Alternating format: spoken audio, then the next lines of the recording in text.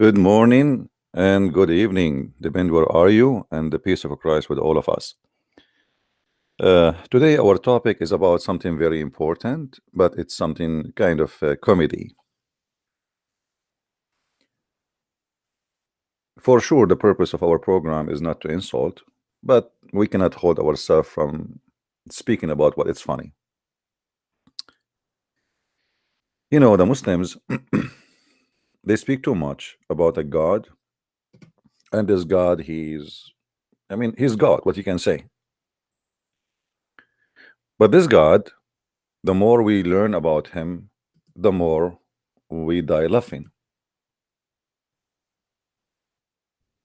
And today is the same as yesterday, the same as yesterday, the same as yesterday. No Muslim have an idea what he is even worshiping.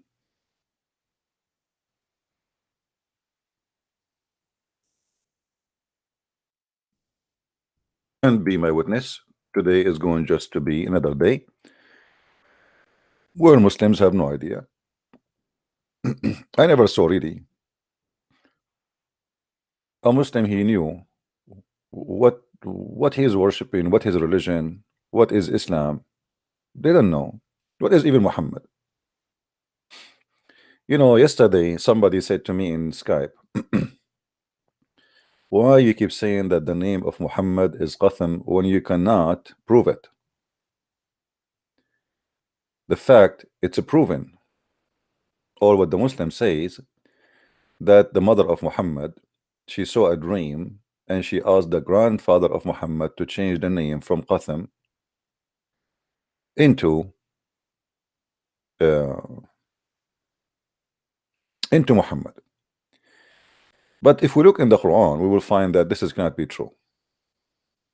Obviously, the name Muhammad is something not accompany Muhammad all his life. And the proof of that, if we go in the Quran, we will see that Muhammad in certain time he was calling himself Ahmad.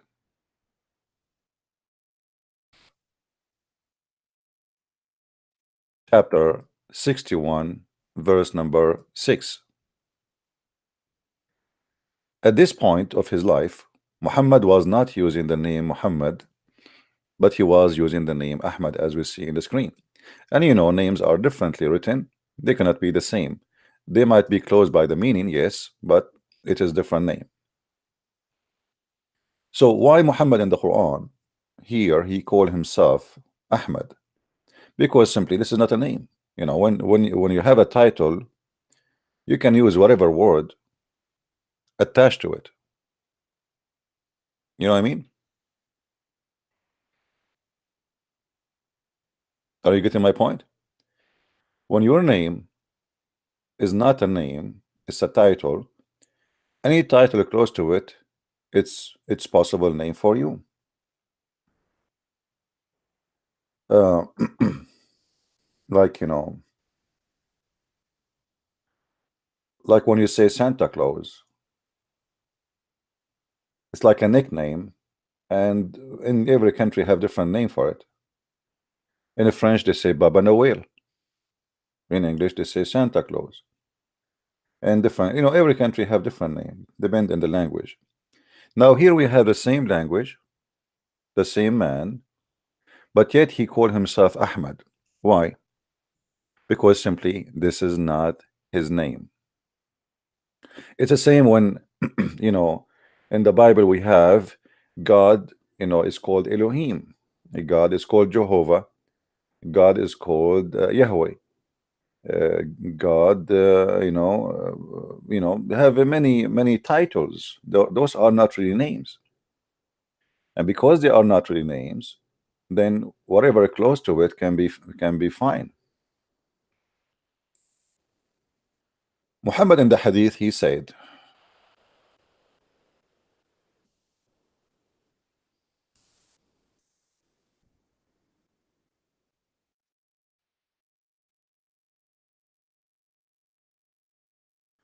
Malik related from etc., that the Prophet said, I have 5 names.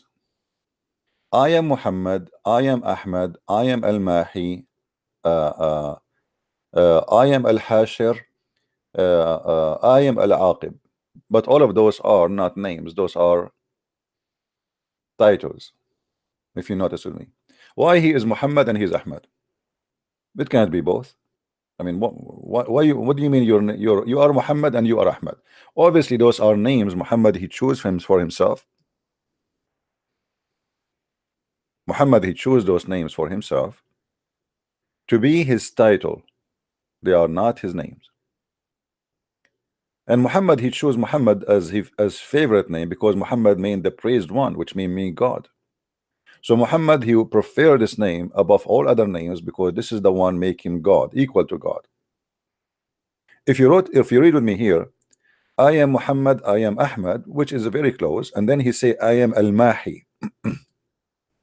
He is the one who will erase. He will erase, but this is what God do. You see, you cannot erase everything. You are not God. That's impossible. If you want to erase all the kuffar from the face of the earth, that's impossible. That's God work. You cannot do that. Even the Quran, even the Quran, get Muhammad busted with this. The Quran says it's not for you to guide them. It's not for you.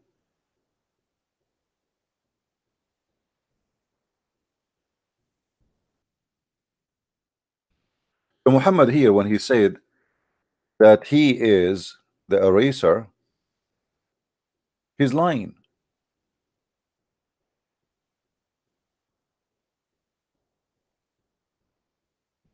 Chapter 2, verse number 272, it says, it's not on you to guide them.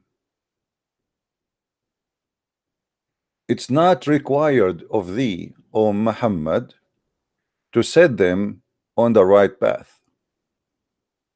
It's not on you. So why Muhammad saying I am the eraser? You know what I mean? Obviously, it's a lie. But Muhammad, because he worshiped himself and he wanted to make himself equal to God, he started choosing names, and those names are funny and stupid. When Muhammad he said Ana al-Aqib, what al-Aqib mean? I am the last. Do you see it?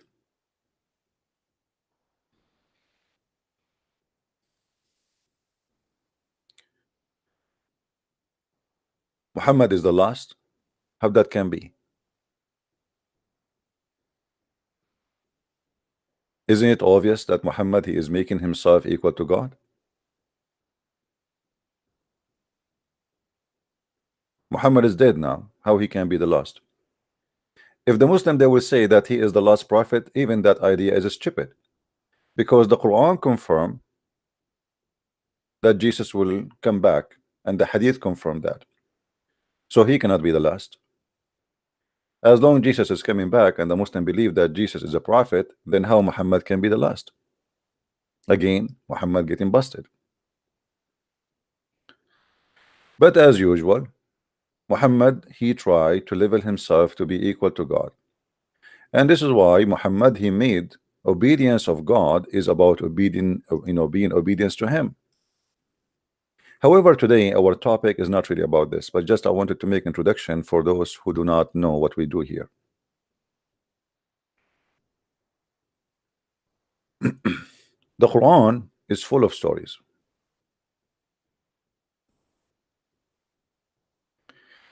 and each one of them either funny like hell or hell like funny.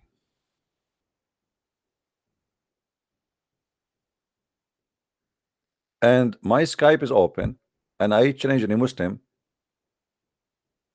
to call me and to be proud about the stories we are going to read together. Who is a Muslim willing to give us a call? Anyone?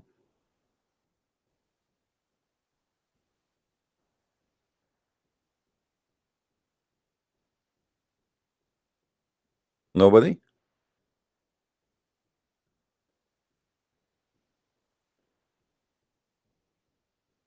Hmm. Okay. Well, you don't want to defend Islam, this is your business. More people will leave Islam anyway.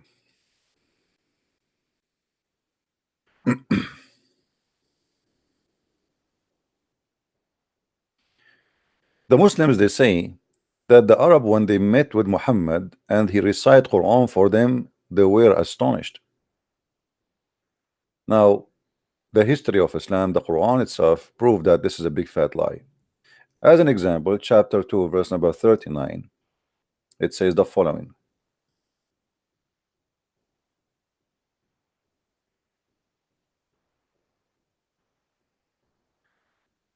But those who reject faith and believe, I mean, this translation is very funny. Billy, our sign, Billy, our sign, they shall be the companions of fire, and they will stay there forever.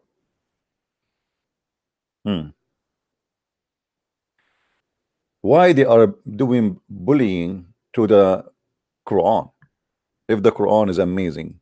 How somebody can bully the Quran? How you can make fun of the Quran if the Quran is amazing? Any Muslim have an idea? What exactly happening here? Why those people they are bullying, like making fun of the of Islam?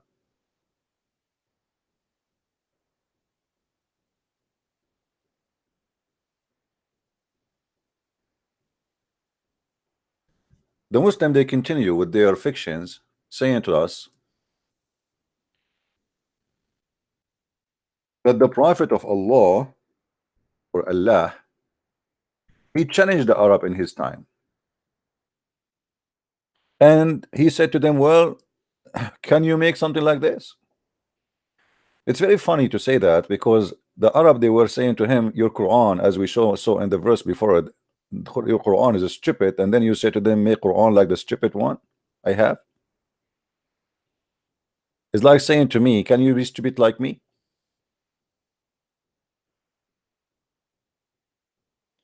All the verses in front of us is proving one thing, that the Arab, they make fun of Muhammad and his Quran. Look how many verses. All of it saying, sharing one thing, that this is the fairy tale of the previous generations.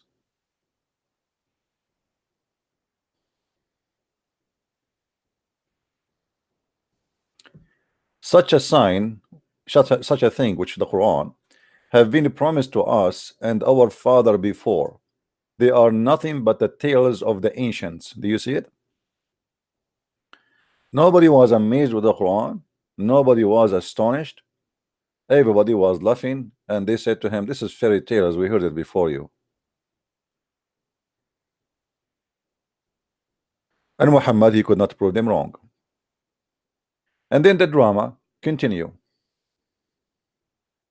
In chapter 8, verse number 31, it refutes all the Muslim claim about Muhammad. He said to them, can you make something like this? And the Arab, they said, no way.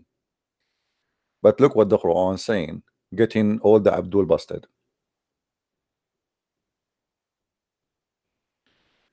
When our signs are rehearsed, which means the Quran, we say, they say, we have heard this before.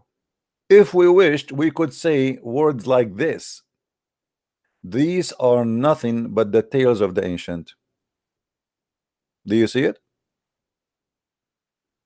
So the Arab in the time of Muhammad, not only they refused Muhammad to be a prophet, not only they were bullying the Quran, not only they were they did not find anything of it, but they confirmed that this is nothing but the fairy tales of the previous generations. And if we want, we can make something similar. And actually right now I can make Quran better than the Quran. Yesterday I saw a rat and he was wearing a hat, And I told him, why you are fat? He said, hi hat, I cannot tell you because I worship Allah. Al-Uzza is my God, and I eat the God, which is the drugs of Yemen. And what do you know about Yemen? I am from there. I don't know where I was Muhammad, but today I am in the there. Now for sure I'm mixing some English Arabic and Arabic words. Here we go. We have Quran. Quran is like this. There's no meaning. They bring somebody for you. He recite the Quran with a nice voice, and because the voice is nice, it doesn't matter what he say. Even if he's singing shit, you will like it, as long, especially if you don't know the language. You don't know the language, so whatever he say, like his voice is nice. Why the Muslim don't bring us somebody have a voice, ugly voice to recite the Quran? They will not do that. If you want to see how the Quran sound like, go and read Muhammad Hijab when he was reciting the Quran. That Allah he need a loan because Hijab was trying to make the Muslims send him money after supposedly he claimed that he won the debate with David Wood, which is absolutely false.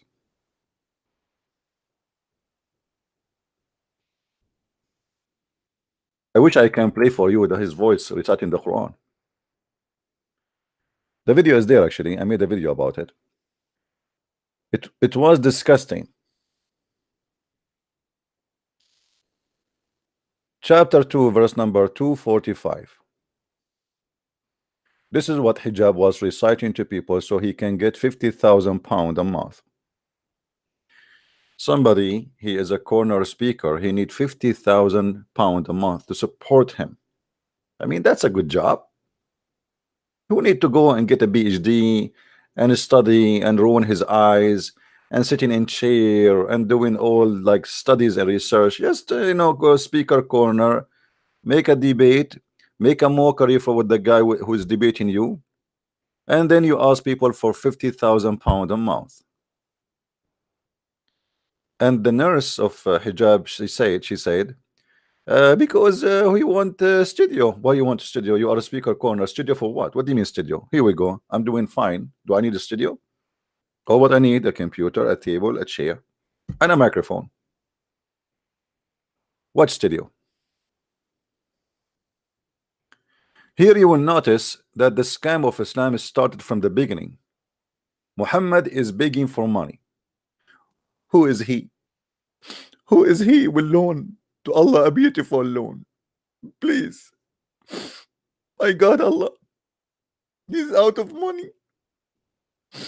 He need to pay the heating bill. Allah, he need a beautiful loan. Please, who wanna give Allah a loan? And here where the video of what this guy Chris Crocker came and says, leave Britney alone. Leave Britney alone, which means give her a loan, not leave her. This is a Britney, and Britney is asking for a loan.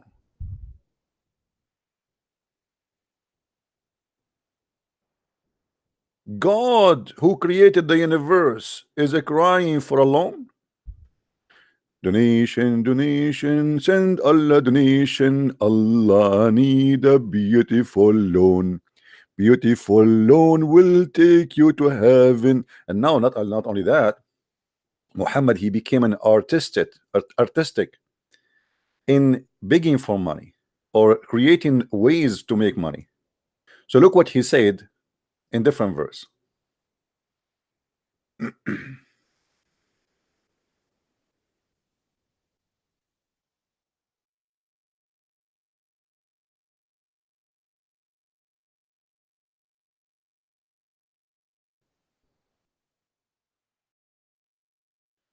Oh boy, this search engine is not good.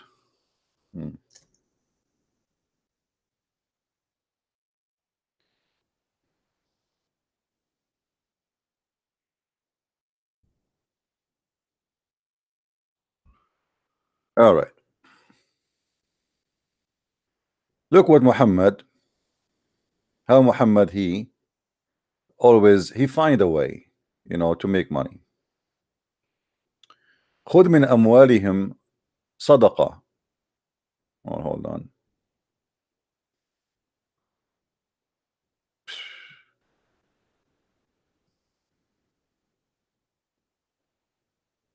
Hmm. 33. Okay. Uh,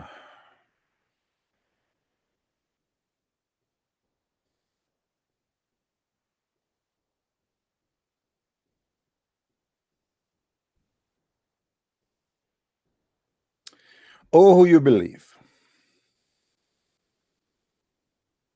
When ye consult with the messenger of Allah in the private, spend something in a charity before your private consultation. That will be the best for you. And he will purify you by doing that. If you want to speak to Muhammad in private, you have to pay Muhammad something. He is Dr. Muhammad and his clinic is open from 9 to 9.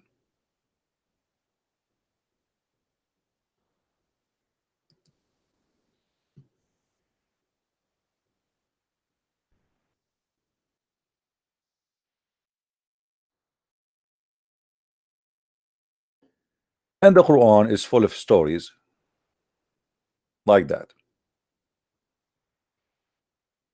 And by the way, Allah accept even donations as women. Muhammad, he make a verses saying any Muslim woman, she want to give herself to the Prophet so he can bing bong bong with her, you know. Uh,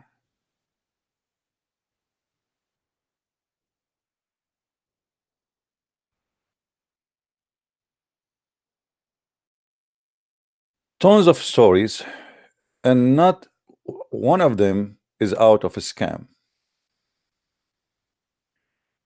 Chapter 9, verse 103, of their goods take alms so that you might purify and sanctify them and pray in their behalf. Have you ever heard of somebody saying that if you give me money, I will pray in your behalf and I will I will purify you, sanctify them, pray in their behalf? Isn't it obvious that this is a scam? You don't need to pray no more. Just give me the money. The prophet, he pray in your behalf. Just give me the money. No, don't. You don't know how to pray. I know how to pray. I'm a prophet. Come on. Are you a prophet? No. So you see, I told you, you are not a prophet. So Allah will never reject my prayer. Give me the money, and I will give you the honey. Right?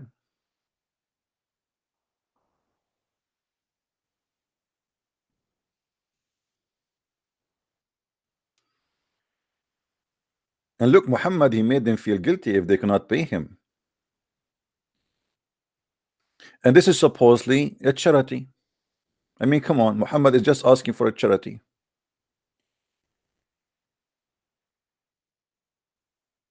But since when, if you give a charity, that will purify you and will sanctify you, and somebody will pray on your behalf?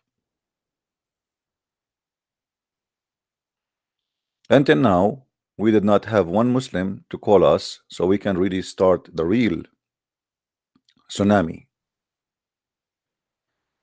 Who is the Muslim would like to call us and tell us something good about Islam? Until now, why guys, why we have 470 people? Why, what's wrong? Oh, I forgot before I start my show to say inshallah. My fault. The Quran speak about a guy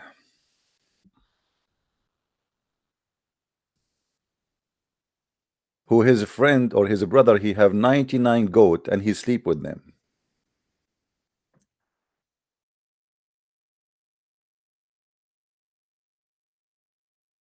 Have you ever heard of such a language?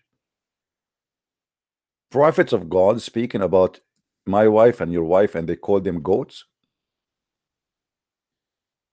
Chapter 38 verse number 23, chapter 38 verse 24, it says, oh, this is my brother, he have 99 goat and I have one goat. When you hear this, you think what? You think they are talking about goats? Seriously, you think about it's correct, guys? When I say to you, this is, it says goat. Aren't you going to think that this is really a goat? But the fact this is not a goat, this is a woman. 99 women.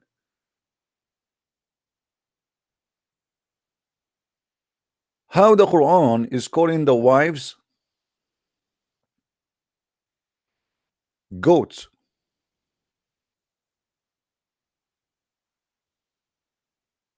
Any Muslim? How many goats the Prophet Muhammad he have in his bed?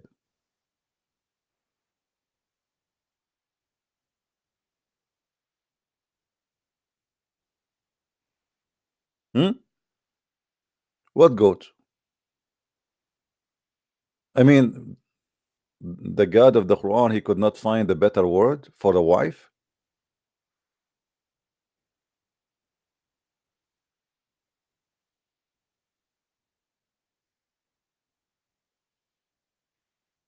Hmm. From now on, if somebody asks me if you are single or not, I will say I have zero goat.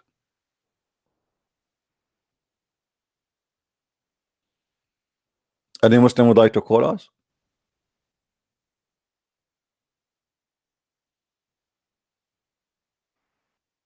Any Muslim like to call us?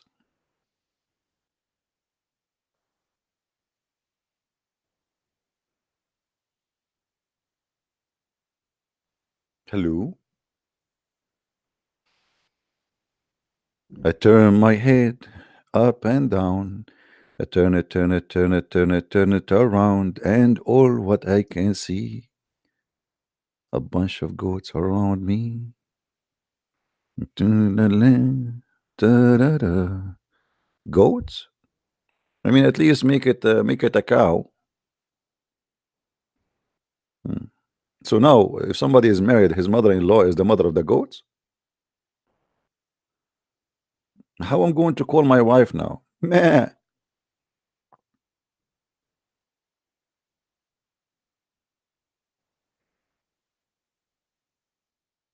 Who is a Muslim would like to call us?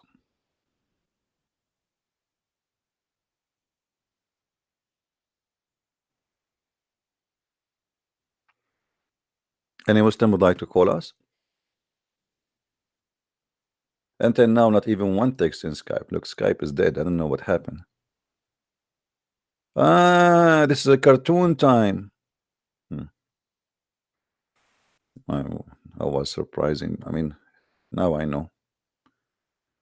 They are busy.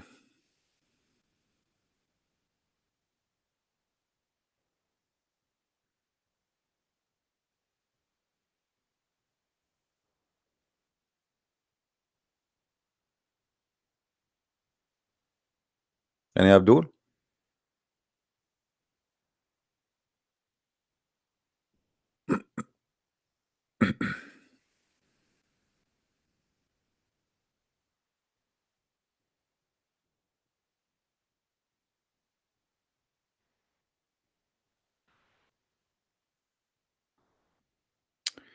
Somebody saying to me in Skype that yesterday he was listening to Sam Shamoon and he heard that Allah he married Mary, the mother of Jesus, to Muhammad. He said he never heard this before. Well, we spoke about it 10 years ago, before maybe you are born. And it's in my book too. Um, but this is different story. Let me see if we have any Muslims in Skype. Where is the Muslims? What happened? Sound fishy. Not even a single Muslim from those who they are usually online are there. Everything is off. Man, what's happening? Not even a single Abdul?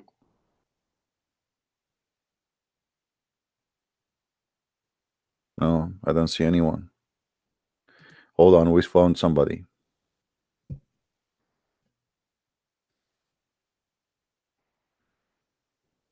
Uh, oh, this is not a Muslim. Hmm. See, I'm telling you, it's not working too much. No luck. Uh, all right. Let us read some stories together.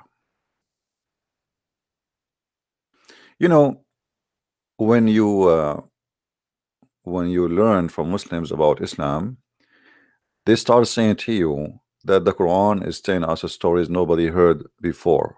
But we just showed you that the Arab, they keep saying to Muhammad, this is nothing but the fabulous of all generations. And that mentioned many, many times in the Quran.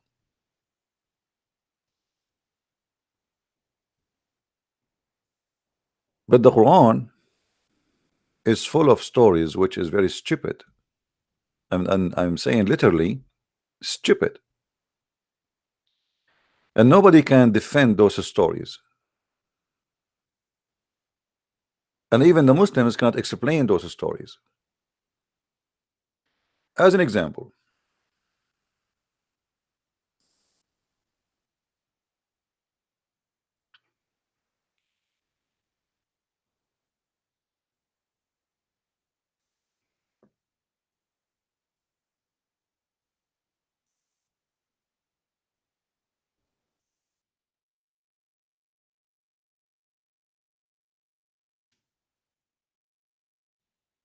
usually, like in religious books, especially the organized one, you will find a story of something in one place, rarely in many, like more than two.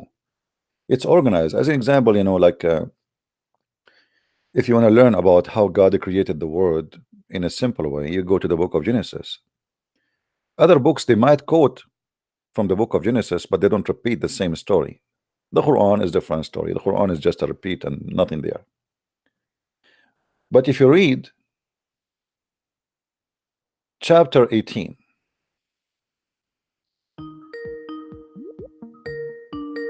let us hope it's a Muslim. I don't know. Hello?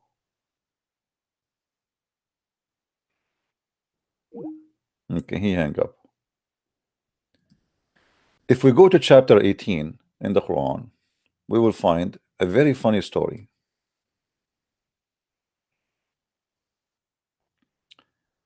And this is a story about Musa's and a prophet. His name is Al-Khudr. Musa's one day after a prayer, a person came to him according to the Muslim resource and according to Muhammad, and he said to him, you are the most knowledgeable one about God, right? Musa, he said, sure, yes, I am. Then Allah, he spoke to Musa. He said to him, no, it's not you. Musa said, what? Who else? He said to him, there is a guy, his name is Al-Khudr. He is one of my servants, which mean a prophet. Musa says to him, how I can see him? Where I can meet him? I want to learn from him. So Allah told Musa's, no problem. I will let you attend his class so you can learn from him. Let me see if I can find the story so we can laugh together. Give me a second. Very beautiful story. When I say beautiful, I mean it's very good for kids. All right.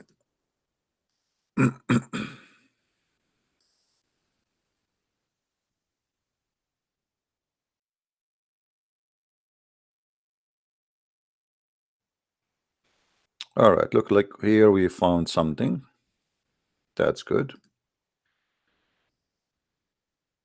Please, guys, invite your friends. You see, I came today and I supposedly not, I will not come today. But I said, let us do good work. Maybe we can find some Muslims who they are looking, seeking the truth, and they will leave Islam. Muhammad, as always, he is the best storyteller in his time.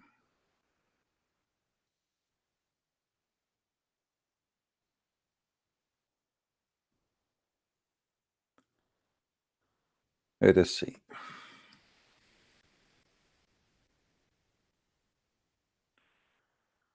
Actually, this is not the hadith I want.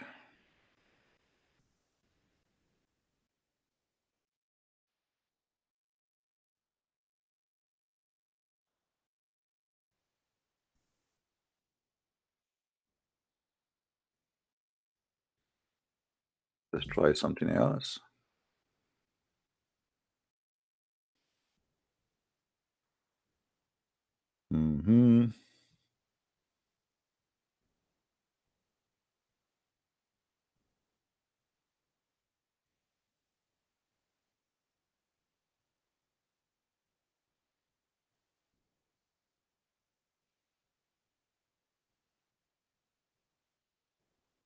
Here we go. This is the story we are talking about. Let us read together and laugh. And again, I say let us laugh because it's funny and stupid. And I change any Muslim to say it's not. Give me a call. Show me I'm wrong. Hello? You there? Yes. I cannot hear you. You are live on air. I cannot hear you. Hold on. Look like I have to do this every time. I cannot hear you. Okay, you hear me now? Do you hear me now? Hello? Hello? You there? Do you hear me now?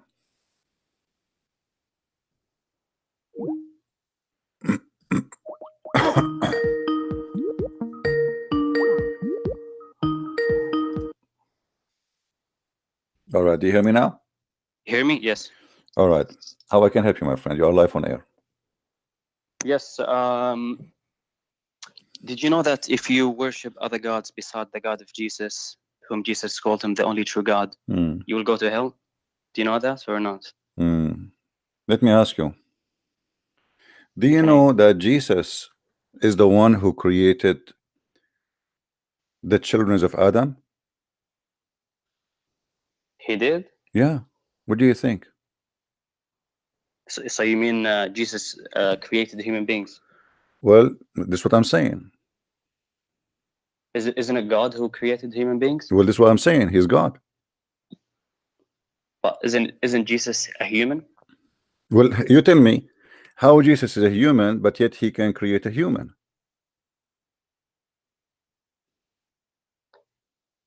Even if no, Jesus did not create a human, did he? Okay, well, you want to take a challenge?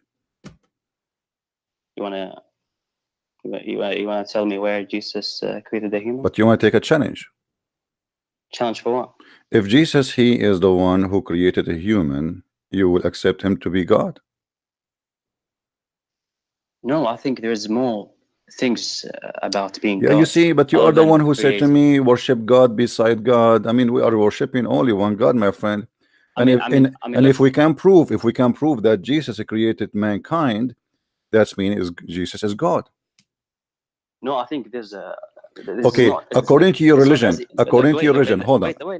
Wait. Let me say why I don't think that. Because I could imagine God giving a power to give him a power to human beings to make them create human beings. Create a human being. Jesus created a human being. In your religion, you believe that Jesus. So you believe as a Muslim that Allah is not the only one who created the human being. So we have now Allah and Jesus, correct? No, I'm not saying that. I'm just giving you. You see, I am saying a specific thing. I'm not saying the Quran says that Jesus created from the mother birth. I'm saying now, is it true that Jesus created a human being? Did he create a human being? Human being? I don't know. He created human beings. Is it possible? Is it possible for you as a Muslim that someone other than Allah to create a human being?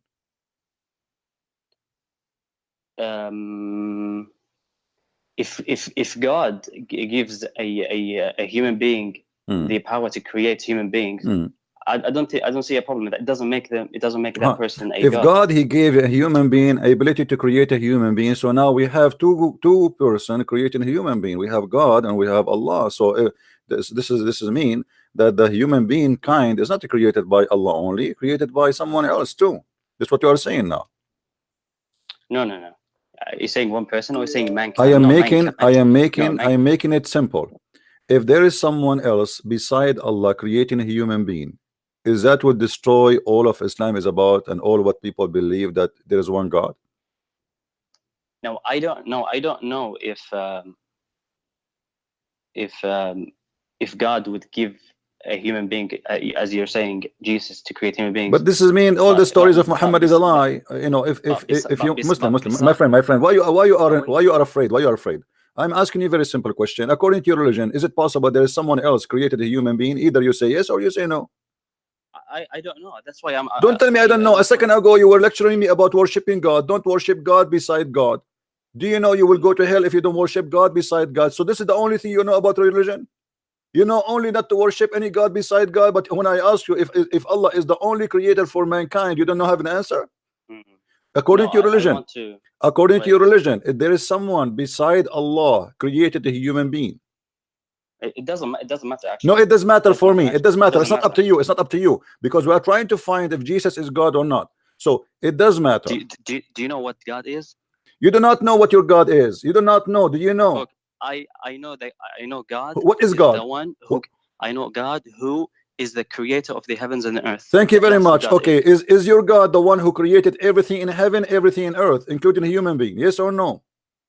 Yes, God is the one who started everything. This is not. I'm not talking about the starter now. You see, you're playing games. Yes, is your God Allah is the one who created a human being? I am saying to you. I'm saying to you, is Allah the one who created the human? And why you don't want to answer? Why you don't want to answer? Either you say to me, yes, there is many creators beside Allah, or you say no. Allah is the only creator. Who is the creator in Islam for a human being?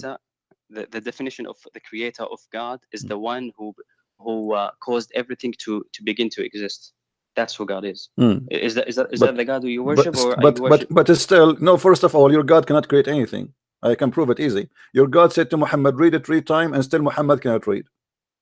What has that got to do with? Well, this is creating somebody ability to read. Jesus, he said to the blind man, see, he saw.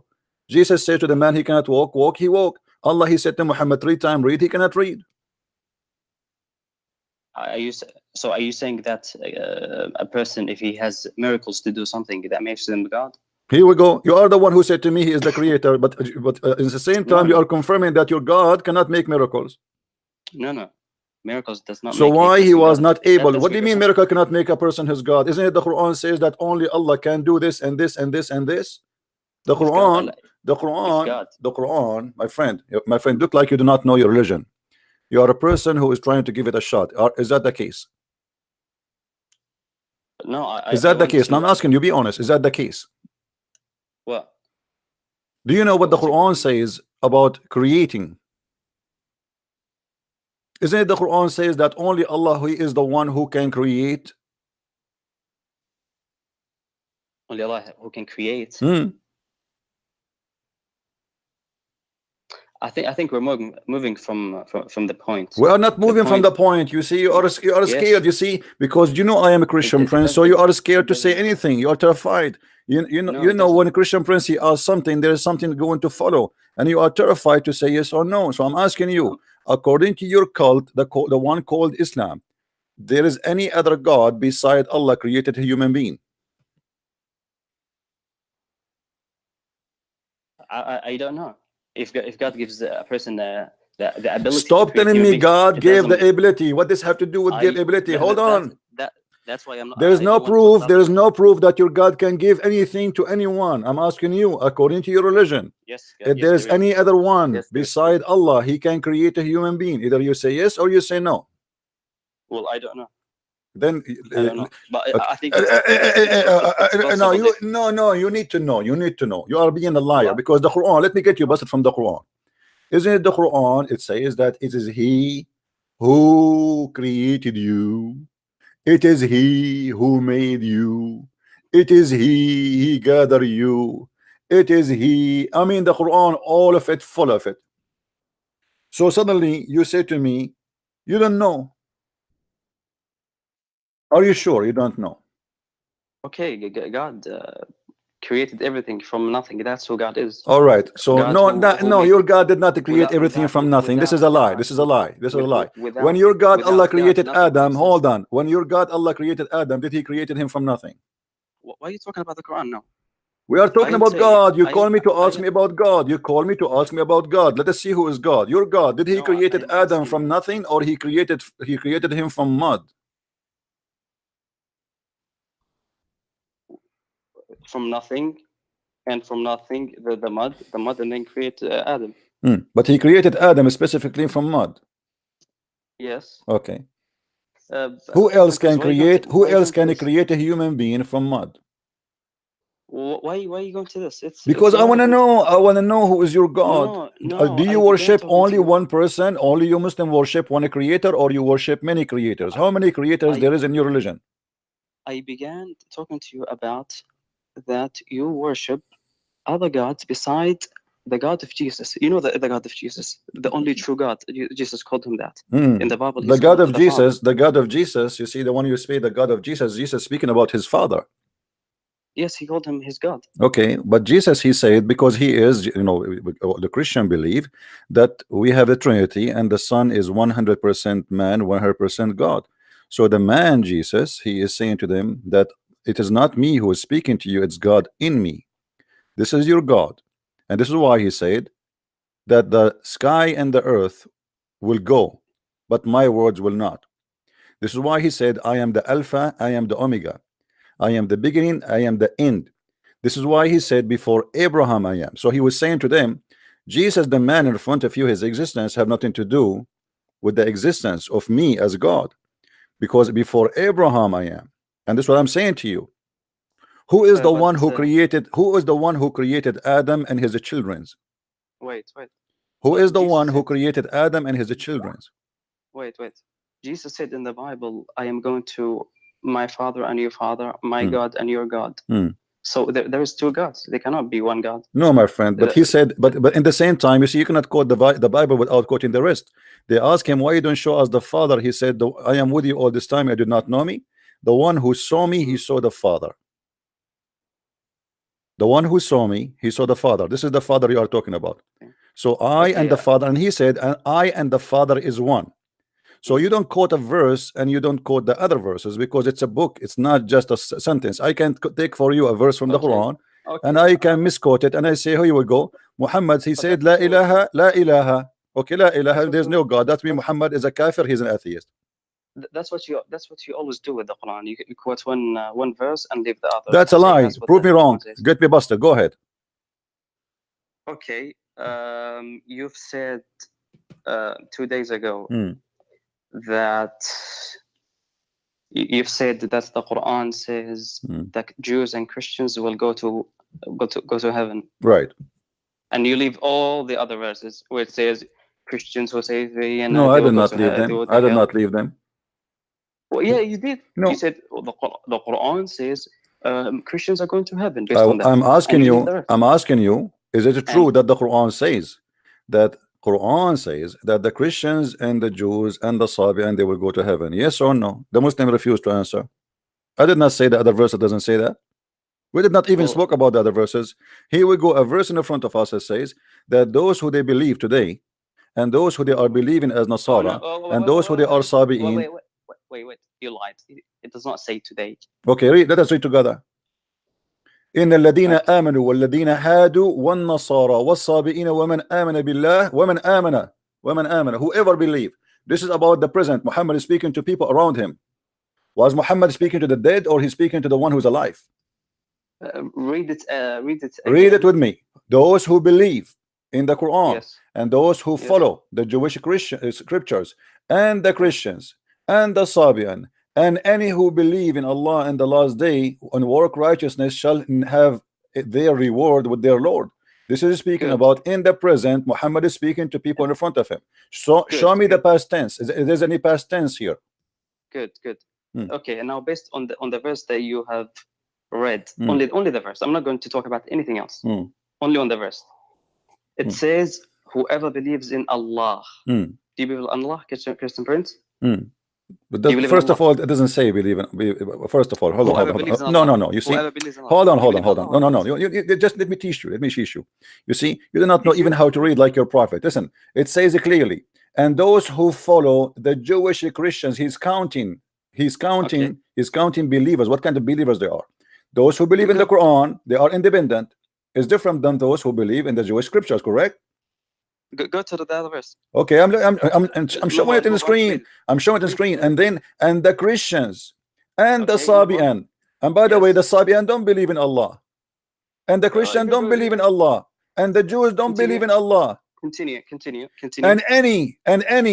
This is additional. And any who believe in Allah. Do you believe in Allah? And any, he's adding more. He's adding more. And any who believe in Allah and the last day. So he is counting the one who follow the Jewish scriptures. Do the Jewish scriptures worship Allah? It's Christian Prince. Whoever believes in Allah, it means and any. Do you know Arabic? Do you know Arabic? It says in the front of us. Here we go. إن الذين آمنوا والذين هادوا والنصارى والصابئون. Do you know what wa is harf ataf? Equal to and. There's a conjunction here is about another group. And so and whoever believe in Allah. So he's adding and more and more. So as-Sabi'in don't believe in Allah. The Nasara don't believe in Allah. And the Jews don't believe in Allah. But he promised as-Sabi'in to go to heaven. And he promised those who believe in the Quran to go to heaven. And those who believe in Allah will go to heaven. At this moment, Muhammad was being a scam. He is trying to make everybody accept him. You are a liar. Well, here we go. Okay, let me ask you. Hold on. Okay. But when you say to me, hold on. When you say to me, this is about those who believe in Allah in Muhammad time, that's mean they converted to Islam, correct? Yes, that's correct. Okay. Shall we go and read the verses? Shall we go and read the interpretation? Yes, we can do that. All right. Yeah, let's go to the interpretation. Chapter 2, verse number 62. But there's also have to be the reason of the time it was revealed. Yeah, the time it was revealed, my friend. The time it was revealed. And to whom it was revealed. No problem. Are you telling me how I should write the interpretation? I will show you what interpretation is saying in front of us. What do you mean it have to be? Are you telling me how to write it? I'm not the one. I'm not the writer. Read with me. This is the book of Asbab al-Nuzul. This is the book of Asbab al-Nuzul, which means the reason for the verses to come down. Your prophet says those who etc. And then okay, let's see interpretation. Mujahid, who said, when Salman related to the prophet, Allah bless him and give him peace, the story of the monks, the prophet told him that they will dwell in the hellfire. Salman said, whole earth became gloomy for me. But then the verse was revealed. So Allah is correcting Muhammad. Salman was upset. You see, Muhammad is changing his mind and changing his Quran just to make Salman happy. Then this verse revealed, Lu those who believe that which was revealed into you, Muhammad, and those who are the Jews. The Jews don't believe in Muhammad and never believe in Muhammad. Up to Allah saying, there shall be no fear, shall no fear come to them, neither shall they grieve. And it was as if a mountain had lifted away from me. This is Salman al-Farisi saying that. Then he continued. Look the verse, those who believe in that which was revealed into thee, Muhammad, and those who they are the Jews was revealed about the monks, with whom Salman al-Farisi kept company. When Salman, Salman al-Farisi was a Christian. Yes. So hold on. Okay, hold on. Yeah, okay, no problem. But the monks are Christians. So Salman al-Farisi, hold on. Abdul, no, I did not misunderstand. By the way, you Muslims, you say Salman al-Farisi was a Christian. This is a false. He was a Sabian. We'll prove it. Those are Sabian monks. But let us continue. Because here you see it says those who they are Jews, but Salman al-Farisi was not with the Jews. Do you see the Jews? He was a Christian. What the Jews have to do with Salman al-Farisi? Let us say he was a Christian, as you claim. So the Jews are in total disagreement with the Christians. So how Allah promised the Jews, but Salman is asking to let the Christians go to heaven? Okay. Let us read. Let us love together. Hold on. Why you wanna stop me? Why you wanna stop me from it? Let us finish it. Let us finish it in love. Was revealed about the monks. Shut up. Who was with Salman? No. When Salman went to see the Messenger of Allah, and Allah bless him and give him peace, he informed that their worship and striving. He said, "O Messenger of Allah, they used to pray and fast, and they believe in you and bore witness that you will be sent as a prophet." When Salman finished that, hold on. Let me show you the scam. How those are? What do you want? We finished it. Salman al-Farisi was a Christian who was looking for the Prophet Muhammad, and he wanted to see him, to believe in him. My friend, Salman al-Farisi was a Zaradisht. He was a fire worshipper. This is why As-Sabi'an. Can you tell me why the Sabi'an are included? Wait, let me tell you why the word Jews are there. Yeah, why the Sabi'an is included? Forget about the Sabi'an. Why the Sabi'an? Why the Sabi'an going to go to heaven? If they accept Islam, they did not. This is why they call Sabi'an. If they accept Islam, they are Muslims. We don't call them Sabi'an. If the Christians accept Islam, we don't call them Christian, we call them Muslims. If the Jews accept Islam, we don't call them Jews, we call them Muslims. So why the Jews, the Sabi and the Christian will go to heaven? Well, let me tell you about the Jews. The Jews that will go to heaven in Islam are those who followed the Prophet Moses. Those who followed Moses are called the Jews. They're Jews. Jews, yeah, they are Jews, and we consider them to be Muslims. How you call them Jews but they are Muslims? Why you call them Jews then? By ethnicity, or by what? Yeah, because they followed. They're from Judah. Okay, so but aren't you the one who said to me, I did lie when I say, isn't it you who said to me, you did lie when you say that the Jews and the Christian will go to heaven, and you said to me in different verses in the Quran, the Jews will not go to heaven? So how the Jews will go to heaven? And he says all the Jews, because the verse says the Jews. Jews, not one Jew, not two Jews, the Jews. Wait, Jews will go to heaven are those who followed their prophets. In the time of Muhammad, there was Jews who followed their prophet. Yeah, those who continued under Judaism after the Prophet came, they are no longer going to heaven. All right, because they're rejecting the final messenger. So you are saying okay, so you are saying that Muhammad, when he came, the Jews, they have a correct book. Their book is not correct, right? That's not what I'm saying. No. Did you say that? Because you said those who were following the Jewish scriptures in the time of Muhammad when he came, if they accepted Muhammad, they are going to go to heaven. That's what you are saying. But the interpretation, it doesn't say that. The interpretation is saying clearly that those are the Christians, those who they are the Sabian, those who they are the Jews, they will go to heaven. Yes, before those who were before the Prophet Muhammad. Not before. It says those who they are. Are you saying to me before Muhammad they will believe in Muhammad? They are dead or they are alive? No. Are they dead or they are alive? When Muhammad is talking here, those people are dead or alive? No, you have to understand the reason. I'm asking you, are they alive or dead? Those who Muhammad is speaking of right now, are they dead or alive? You mean the Jews and the Christians? Yes, and the Sabian. Are they alive or dead? Yes, those who are dead and those who believed at his time. Okay, believe in what? Those who believed in the prophets. My friend, don't lie to yourself. And those who are Jews, those who they are Jews, and the Christians. Those are Jews. Those who read with me. This is Tafsir Ibn Abbas. No, they don't believe in Muhammad. Read with me. This is Ibn Abbas. This is Ibn Abbas. Then he mentioned those who did not believe in Moses or the prophet, saying, and those who are the Jews who deviated from the religion of Moses, and the Christians who became a Christian, and the Sabian and the sect of those members, etc., etc., etc. And then so he is naming the Christians at that time as a Christians. If they believe in Muhammad, their name will be not a Christian no more. Their name will be Muslims, because you are called Nasara. This is why the Quran says that the Nasara, are going to go to hell. Why he is not calling them Muslims? Because they are Nasara. But the verse we are talking about calling them still Nasara, correct?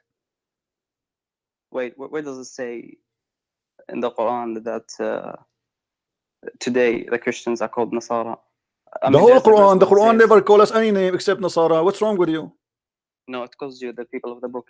My friend, no, the people of the book, when you speak about the two together, you are ignorant. The people of the book is to put two religions together, which is Judaism and Christianity in the same time. There is nowhere the people of the book have nothing to do with being a Christian or a Jew. It's about being both in the same time, which means speaking about both in the same time. We use the title, the people of the book, because they have a book. This is the only two who have a book, right? Okay, chapter 2 verse number 120. Chapter 2 verse 120, it says, وَلَن تَرْضَ عَنْكَ الْيَهُودُ وَلَا النَّصَارَى until you follow their religion, correct? Do you agree? Okay, yeah. Okay, that's mean they don't believe in his religion, correct? Yes. Okay, as long as they don't believe in the religion of Muhammad, so how they will go to heaven? As I told you, those who the Jews and the Christians at the time of Muhammad and after him, they will not go to heaven. No, they will go to heaven. The verse I showed you, it says that the Christian, it says the same word, the Christians, the Jews, the Nasabian. Okay, those who were before the Muhammad's time and who were at the time of Muhammad and believed in him. Okay, my friend. Okay, no problem. You see, you can play games as much as you want, but let me ask you a very simple question. Let me ask you a very simple question. Is Muhammad going to heaven? Is Muhammad going to heaven? Let us see the scan from the end. Is Muhammad himself going to heaven? Okay, before I answer that, let me say something. Why do you take one verse? I understand it may be difficult for you. When I first have read this verse, I misunderstood it. I didn't know how to understand it. But why do you take one verse and leave out the rest? I did not. Here we go. I showed you all. I showed you all, and I showed you all, and you have no answer. You start fabricating things is not there. Wait, Christian Prince. If all the Quran says Jews and Christians will go to hell, why do you take this one verse and say, "Oh, look"? Because Muhammad, as a scam man, in the beginning he was trying to be nice to the Christians. He want them to support him, so he said to them, you can be okay. You tell me how the Sabian they will. Let me ask you. Let me ask you. Did the people call Muhammad a Sabian? Did they call him a Sabian? I don't know. What do you mean you don't know? Did the Arab call Muhammad a Sabiya? I do not know of anyone who called. So if we prove that Muhammad was called a Sabi, is that will prove that Muhammad was a Sabian? No, it will not prove that he was a Sabian. So why they are calling him? Why they are calling him a Sabi? It doesn't prove anything. They called him many names.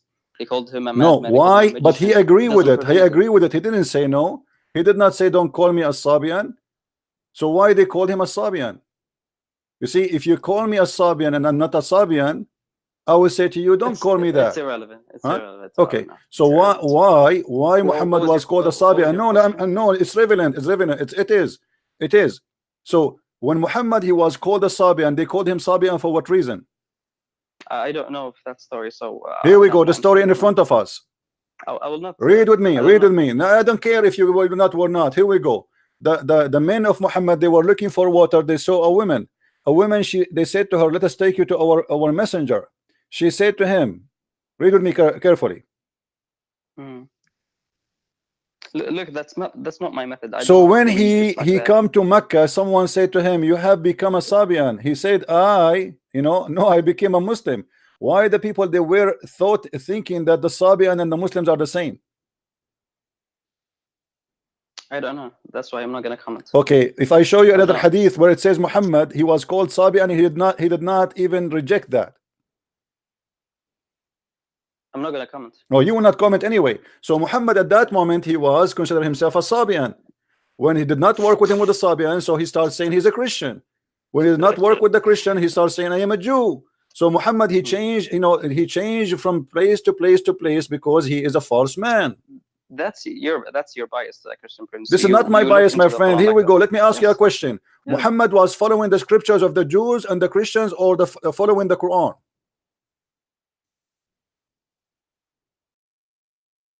He was following the Quran. Okay, here we go. Get you busted again. Your prophet was not following the Jews' scriptures, he was following the Christian scriptures. Read with me. The prophet used to copy the people of the scriptures in matter which there was no order from Allah, and the people of the scriptures used to let their hair hang down, etc. So Muhammad, he used to copy from the Christians and the Jews their teaching. Why he is doing that? Where's that from? This is Sahih Bukhari. If Muhammad is a prophet and the Christians are lost and they will go to hell, and you are the one who said to me, if you don't believe in Muhammad, you are not in the right track. So Muhammad now is copying from the Christians and the Jews. Based on what? Because their book is corrupt? The what are corrupted, yeah, but not all of it is corrupt. Okay, how you know what is corrupt, what is not? Whatever agrees with the whatever agree, it says there it's not in his book. What do you mean it agree? It's not in his book yet. How he know it's agree? Why he don't wait for his God? Why he don't pray to Allah? How come Allah have time to send him messages about sex with his wives?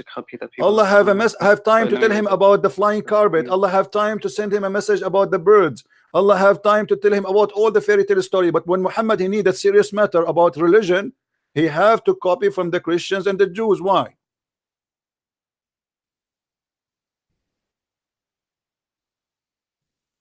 I have not come across this hadith, but I don't see any like huge problem with that. Who is the one who wrote the Quran for Muhammad?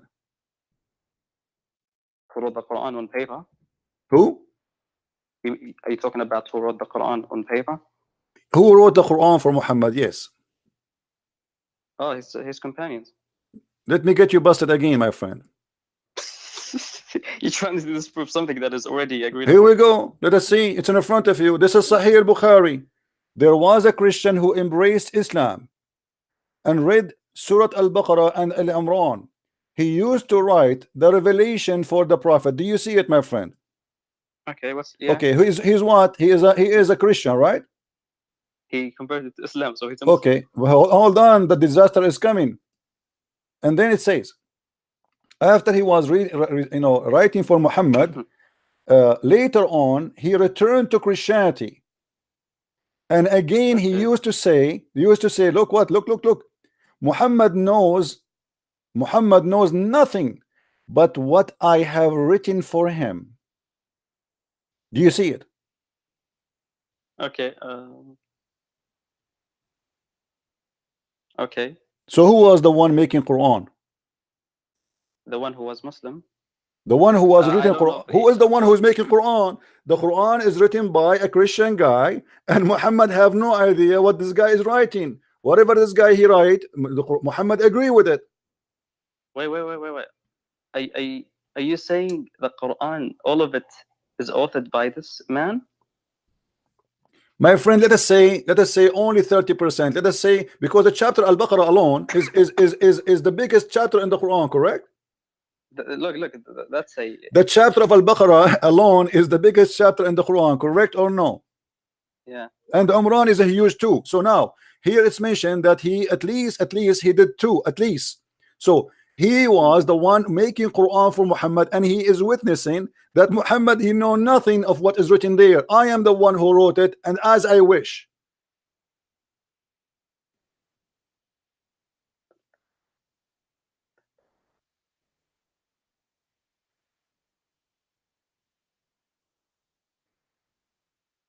Hello? Yeah. I'm here. You want to call a friend? What do you mean? You hello? I'm waiting for you. What do you want to? What do you want to do with this disaster? No, it's not disaster. What do you mean a disaster? Muhammad he know nothing, and Muhammad did not say, and Muhammad he did not say this is a lie. No, I don't know if this is about writing on paper or. It's about writing, my friend. Don't play games. What do you mean write in paper? No, he used to write in the wall. What do you mean write in the paper? He used to write in his hand. What are you talking about? And he used to write the revelation for the prophet. Where the prophet revelation was written? Where the prophet revelation was written? In his bum, in his face, in his shoulder, or in a paper? there's many evidence about other companions. My friend, this is Sahih al-Bukhari. Who care about the evidence that the Sahabi later they are collecting what this guy he wrote? This guy, he made the Quran for your prophet, and he is witnessing Muhammad. He know nothing of what I wrote. That's not true. My friend, this is Sahih al-Bukhari. This is Sahih al-Bukhari. I'm not gonna comment on that. Each time I show you something, you said, I don't want to comment in that, I don't want to comment in that, I don't want to comment in that. Okay, have you ever heard? Okay, hold on. Have you ever? Okay, let me ask you. That's why I'm saying it to you in the beginning. Muhammad, hold on. You see, you call me to talk about God, and look, you are getting yourself busted more and more. We are digging more. Have you ever heard about a guy? His name is Abdullah ibn Sarh, who left Islam because he noticed that Muhammad is copying him. I heard such stories, but okay, I'm not the guy he said Tabarakallahu ahsanul khaliqeen. Muhammad, he liked it, he said to him, put it there. But the guy, he said, but this is what I said, not you. Muhammad, he said, fine, put it there. Allah, he sent it to me too. let's talk about let us talk about this. Why do you want to talk about it? Here we go. We have a collection of guys who work for Muhammad to write the scriptures, and they are the one who make the scriptures. Yeah, okay, I'm not gonna comment on that. You cannot comment because simply you are a coward. You have no idea what to say. I mean, it's in front of you. The guy, why the guy he left Muhammad? Because he saw that he is a scam. Read me. There was a Christian who embraced Islam, and he read the surah of Al-Baqarah and Umran, and he used to write the revelation for the prophet later, and he returned. Shut up. Let me read it. It's hurting you. I will hang up on you if you don't let me read it. I have to read it. Shut up. Come on. What are you trying to prove? I'm proving that Islam is false. The guy is saying, did your prophet say this is a lie? Did your prophet say this guy is a liar? Wait, person, please. Did this guy say your prophet say this guy is a liar, or he just shut up? Wait. If I do not have an answer to your question, it does not mean there's no answer. Okay, give me the answer. Search the answer. Yes. Go. Okay, no. Hang up. Search the answer and come back to me. Because each time I put you somewhere, all what you do, that your game is very simple. I don't know. I have no comment. I have no comment. Why you are calling me? You have no comment, right? Yeah, hang up. What I will do with you each time I get you busted, you say to me, I have no comment. So I have no comment too. I have no comment. Why you are keep saying to me, I have no answer? Is that a sign? Did you give up, or this is a disability? No, I do not want to. Okay, so do you agree that this is obviously? I do not want to make up an answer. I don't care if you make answer or not. I need an answer. You are calling me here to give me answers. So when you say to me, I don't have answer, that means you are stupid. No, I am just. It's not my fault if you don't have an answer, and now you just show it. Now think, use your brain. What is happening here? Here we go. No, don't tell me I do not know. This is not an excuse. I want you to tell me what's happening. Why this guy he left Islam, and why he is saying I am the one who wrote the Quran for Muhammad. I can come back later with the answer. Come back. Go ahead. Take your time. Who said you cannot come back? Right? A stupid guy, he is texting me, says you don't have knowledge of yoga. I don't want yoga. Keep your yoga for your ass. Stupid idiot. Yoga. Hello? CP? Yes. Finally, CP. How you doing? I'm okay, fine. Let me turn this down. Okay, hold on. Jay, can you hear me? Jay, are you live in the room? We are live. Go ahead. Mute Let your me YouTube, switch please. this off, CP. Mr. CP. Let me switch this off. Okay. Jay can hear me. CP, you can hear me, right? Go ahead, my friend. I'm going to keep repeating CP forever. Go ahead. What do you want to say? Oh, okay. So you was talking to my brother here, and you can see he was afraid to answer your questions. I'm Okay. gonna say that. Okay. What about you? He was diverting, he was ducking, he was diving. But I've been waiting to talk to you. I've been waiting for this moment. All right. Go ahead, my friend. Are you a kid? Are you a kid? CP, Are you a CP, kid? I'm good. Okay. Go ahead. Read. Okay. Iqra, you want to talk about Iqra? You made a pathetic argument. Before we continue, CP, I just want to ask you a question. Are you going to allow me to speak today? or you're gonna hang up on me? If you want to sing for us like Muhammad Hijab, I will hang up on you. Okay. Okay. Are you We have a topic. We have a topic. We have a topic. Everyone can hear us. Everybody can hear us. We have a topic. A man, he wrote the. You are a crusader. Are you a coward? Are you going to play a game? Why you are speaking over my voice? I'm on the mic with you right now. I'm asking you a question. Let's establish some rules. Okay. Are you gonna allow me to speak today? You are allowed to speak, my friend. This is why you are with me. Stop talking like stop talking non-stop. Go start with the topic. Why this man? Shut up. Why this man? He is saying, I am the one who wrote the Quran. Calm down with the Holy Spirit. Why he is saying, don't talk about the Holy Spirit. The Holy Spirit in Islam is a Jibreel.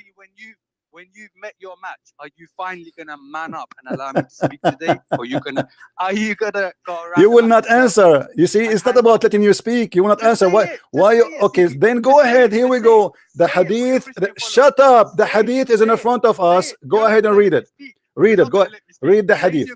I will allow this man to speak. Read the hadith. Go ahead. Read the hadith. Go ahead.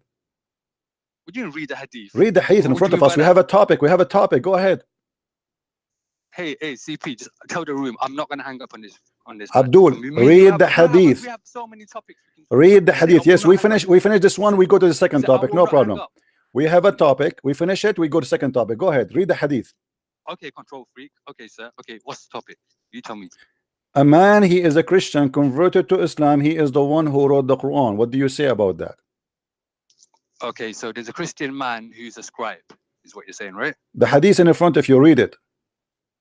In front of me? Yes, in the screen. I'm showing it in the screen. Read it. No, I'm not on from YouTube. I'm actually on the Pal Talk room, and someone is. I don't care if you're in Pal Talk or not. Go and click at my YouTube. Shut up, stupid idiot kid. I have no time for kid. Here we go. This is my YouTube. Open the screen. Look at the hadith and laugh at your prophet, and then call me back. Don't tell me I am not in YouTube. CP, are you going to read it or not? Brave Christian warrior. Why we are the brave and you are the coward. Why you made an excuse saying I cannot read it?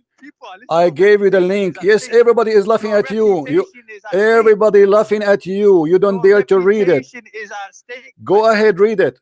I send you the link. I send you the link. Listen, you are like a Muslim woman. You are like a Muslim woman in the delivery room, but she have gas. She have no baby. Now everybody is embarrassed. Everybody is embarrassed. Read. Go ahead, read.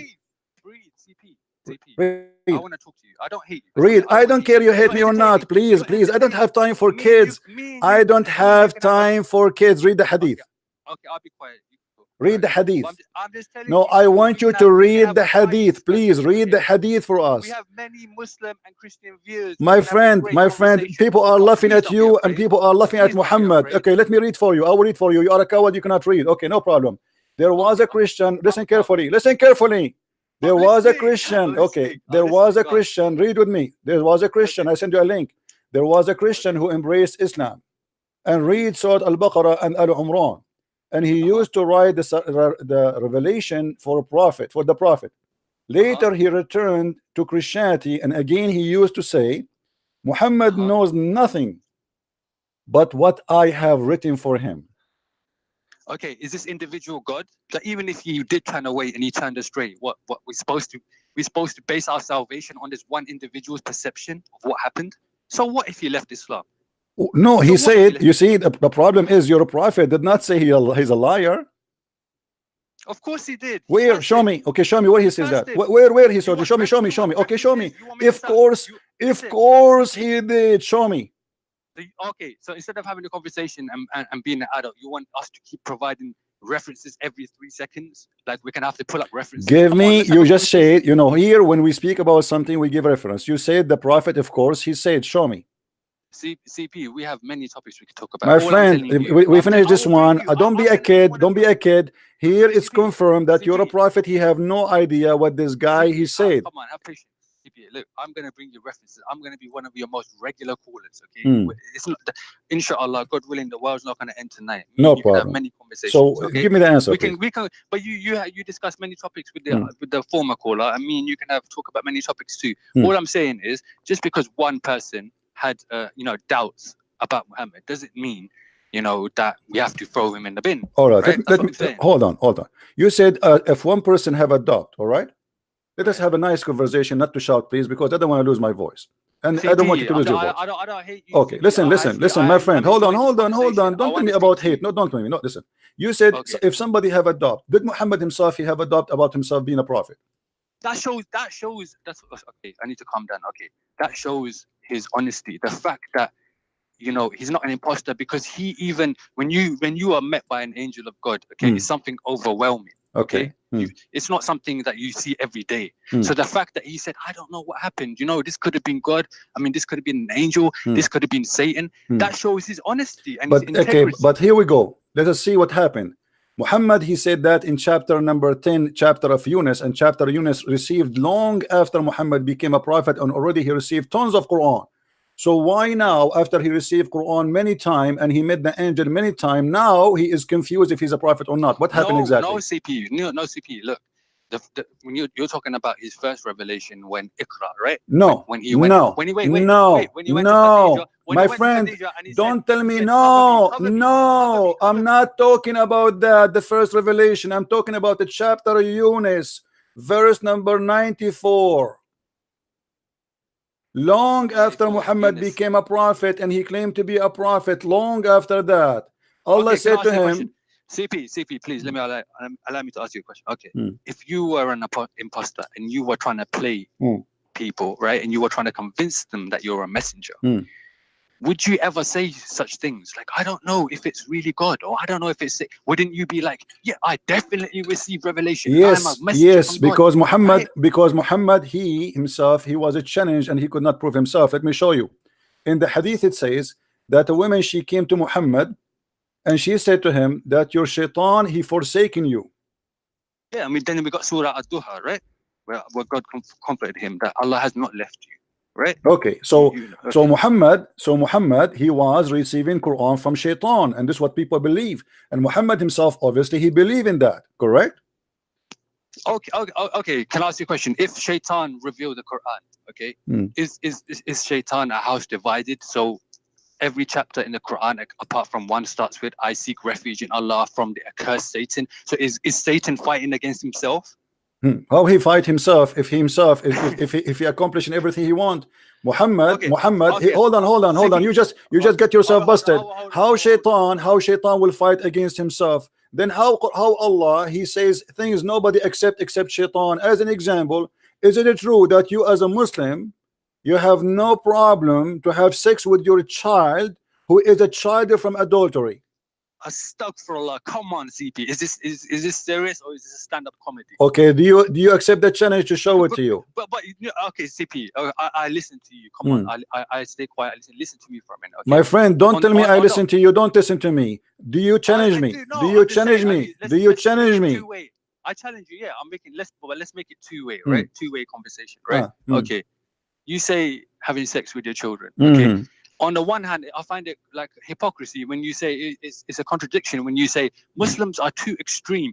They cannot even touch the hand of a foreign woman. That's false. I never said that. I never said that. I never said that. Hold on. I never said that. Don't lie. Muhammad Muhammad allow you, and Allah, he gave him a verse as an example. We are talking about Shaitan making verses. Is it true that you're a prophet, he been given verses about breastfeeding for adults? CP, the users can listen. Yes or not? Yes or not? You're a prophet. You're a prophet. Shaitan gave him verses. Is that a verse from Allah? CP, I'm listening to your point. My friend. Okay, I'm listening to your point too. When Allah he sent the verses for Muhammad that a woman, she can give her nipples and her boobs 10 times to a stranger. Is that a verse from God or from Satan? Okay, don't let me go into about the cherubims in the Old Testament. You can go whatever you want, but still that will not save you, my friend. Don't change the topic. And you can go whatever you wish. You can go whatever you wish. You are a coward. Now answer, what kind of God? You are the one who said to me, how Shaitan can go against himself? How can God, he gave you a verse, says a man, he can suck the boob of a woman. I'm allowing you to speak. I'm taking a breath. Okay. How God can do that? Conversation unless both of us are allowed to speak. You make your point and then let me speak. Go ahead. Everyone can hear us. Okay. For on the one hand, you say Muslims are extreme. I never said that. I never said that. Come on, in general. I never say that. I say Islam is an open-minded religion. It's a stupid religion. Islam is a religion without panty. Islam, my friend, but you are making a lie about me. You are making a lie. I will not allow you. You said Islam. I say Islam is very strict. I never said that.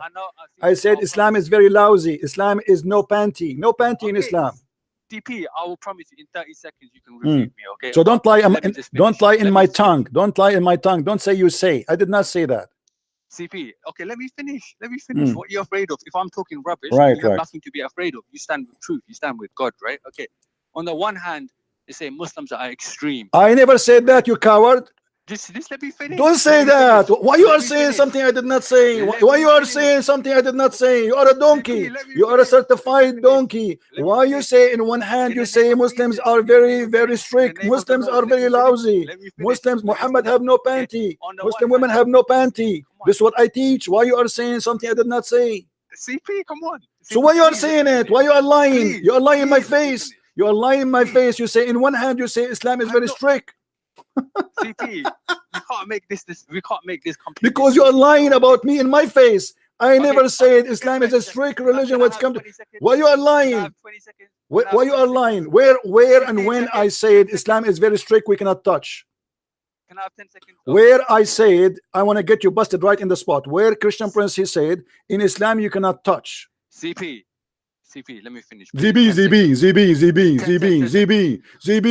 I'm asking you, be a man. You said the Christian Prince, he said, you are a strict religion. Where I said in Islam, you are strict, you cannot touch as you said. Where I said that, CP, can you play my voice? CP, again, I'm going to tell you, everyone can hear us. And they see, I'm trying to make a point, and you're afraid. You can refute me after you've heard my point. But don't put words I did not say. You can make your point. You said, no, you did. You said in one hand you say, but I never say that. Yeah, but I'm not saying that you quoted this directly. Okay. All right, good. No, okay. Majority of attacks on Islam, when they talk about Muslim men, okay, and they talk about misogyny, they say, oh, Muslim man doesn't allow a woman, to wear what she wants. He can't even touch her hand. He tells her she must have the hijab. And then on the other hand, you're saying that we're sexual perverts and we have sex with everything that walks. Okay, so can you reconcile this? Are we too extreme? Or are we perverts, CP? Which one is it? Can I answer now? Which one is it? Can I answer? Yeah, of course. I'll be quiet now. Okay. You can talk. This is your prophet. A woman, she came to him. A man, he came to her, to Muhammad, and he said to him, I have a wife who any man can touch her. He can play with her. Look what your prophet, he said. A man came to the Messenger of Allah and said, my wife does not object anyone to touch her. And you know what does that mean? And she is a Muslim woman. Muhammad, he said, divorce her if you wish. He said, I am afraid that I will miss her.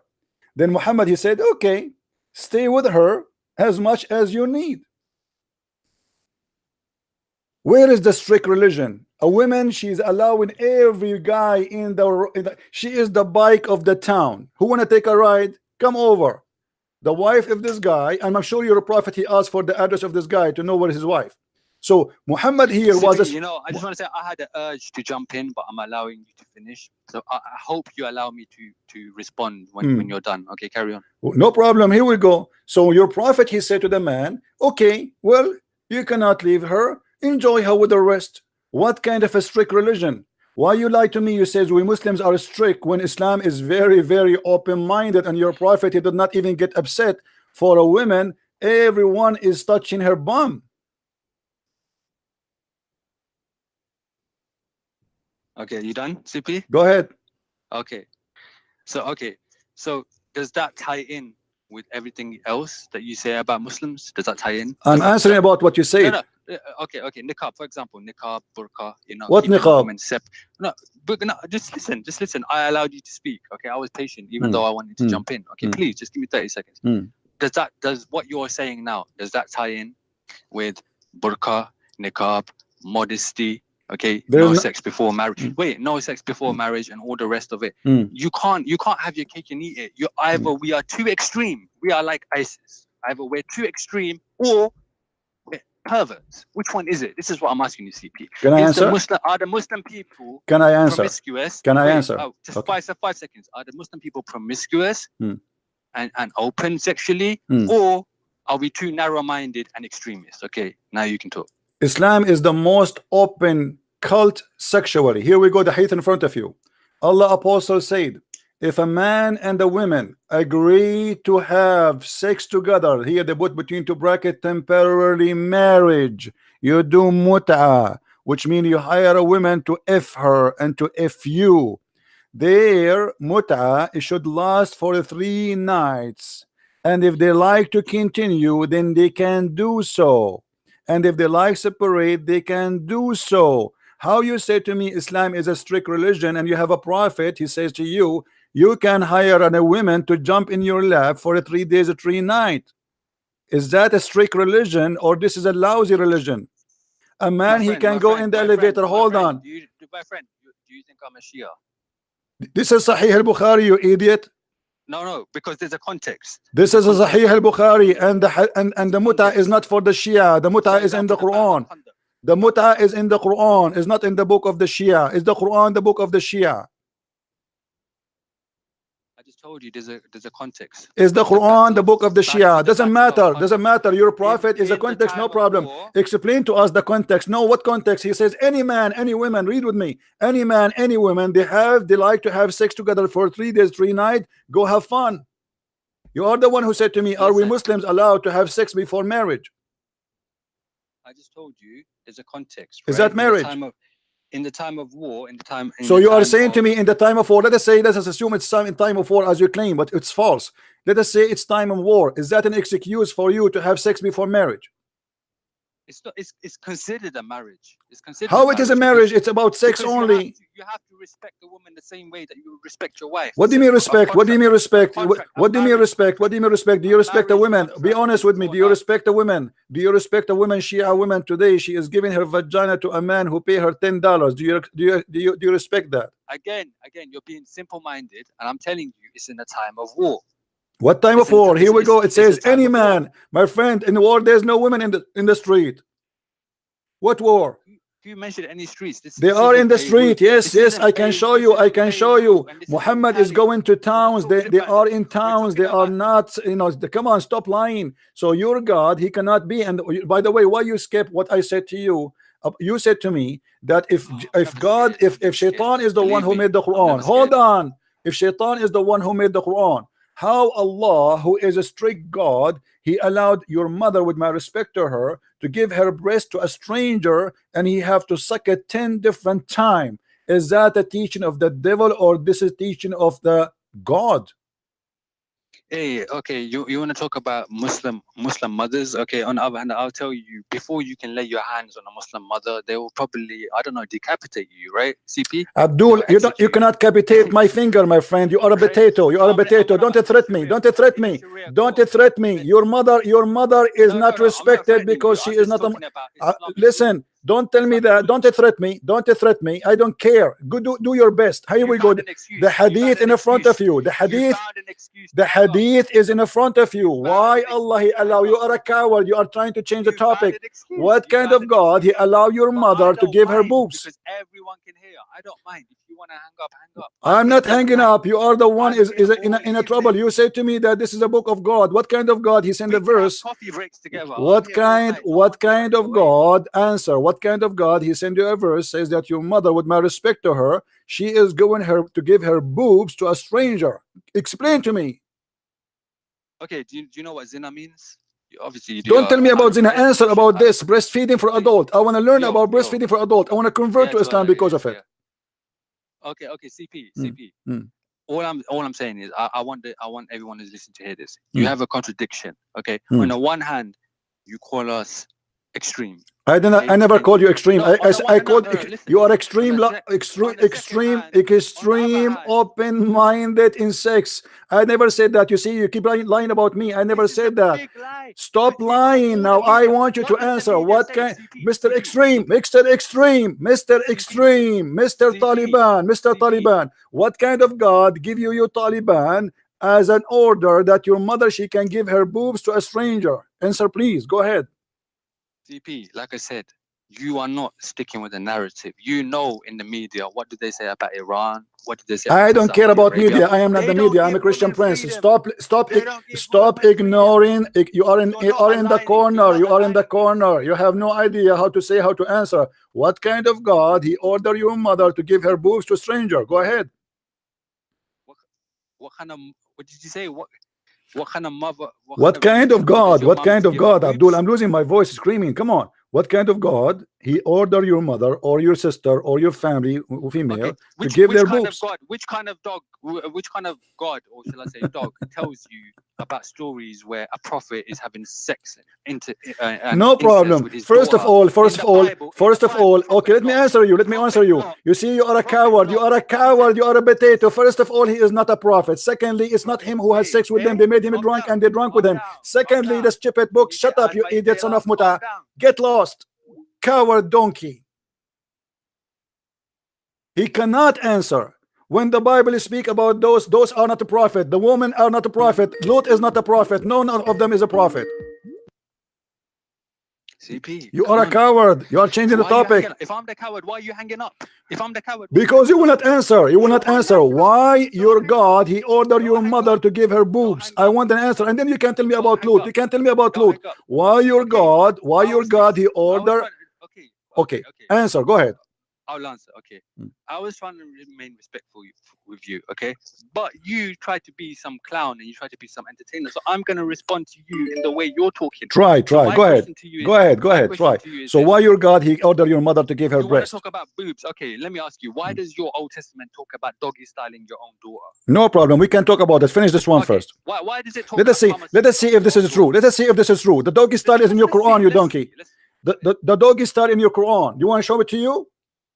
Let's talk about the doggy. Do you want me to show it to you? No, but before we go anywhere, you are trying to escape the embarrassment. Your God is a scam. What kind of God? You order your mother to give her boobs. BP, calm down, pipe down. What kind of God? He ordered your mom to give her boobs 10 times. Have a sip of tea. Calm down. I'm asking you, my friend, for the last time. I have no time to waste. You are being a kid. I'm giving you answer. Go ahead. You're asking me. I'm giving you the same thing you're asking. No, you are not. You are not. I am. No, you are not. You are a potato. You answer about this and we can talk about the second. We can go about the doggy style. No problem. I promise you. I promise. Honest to God.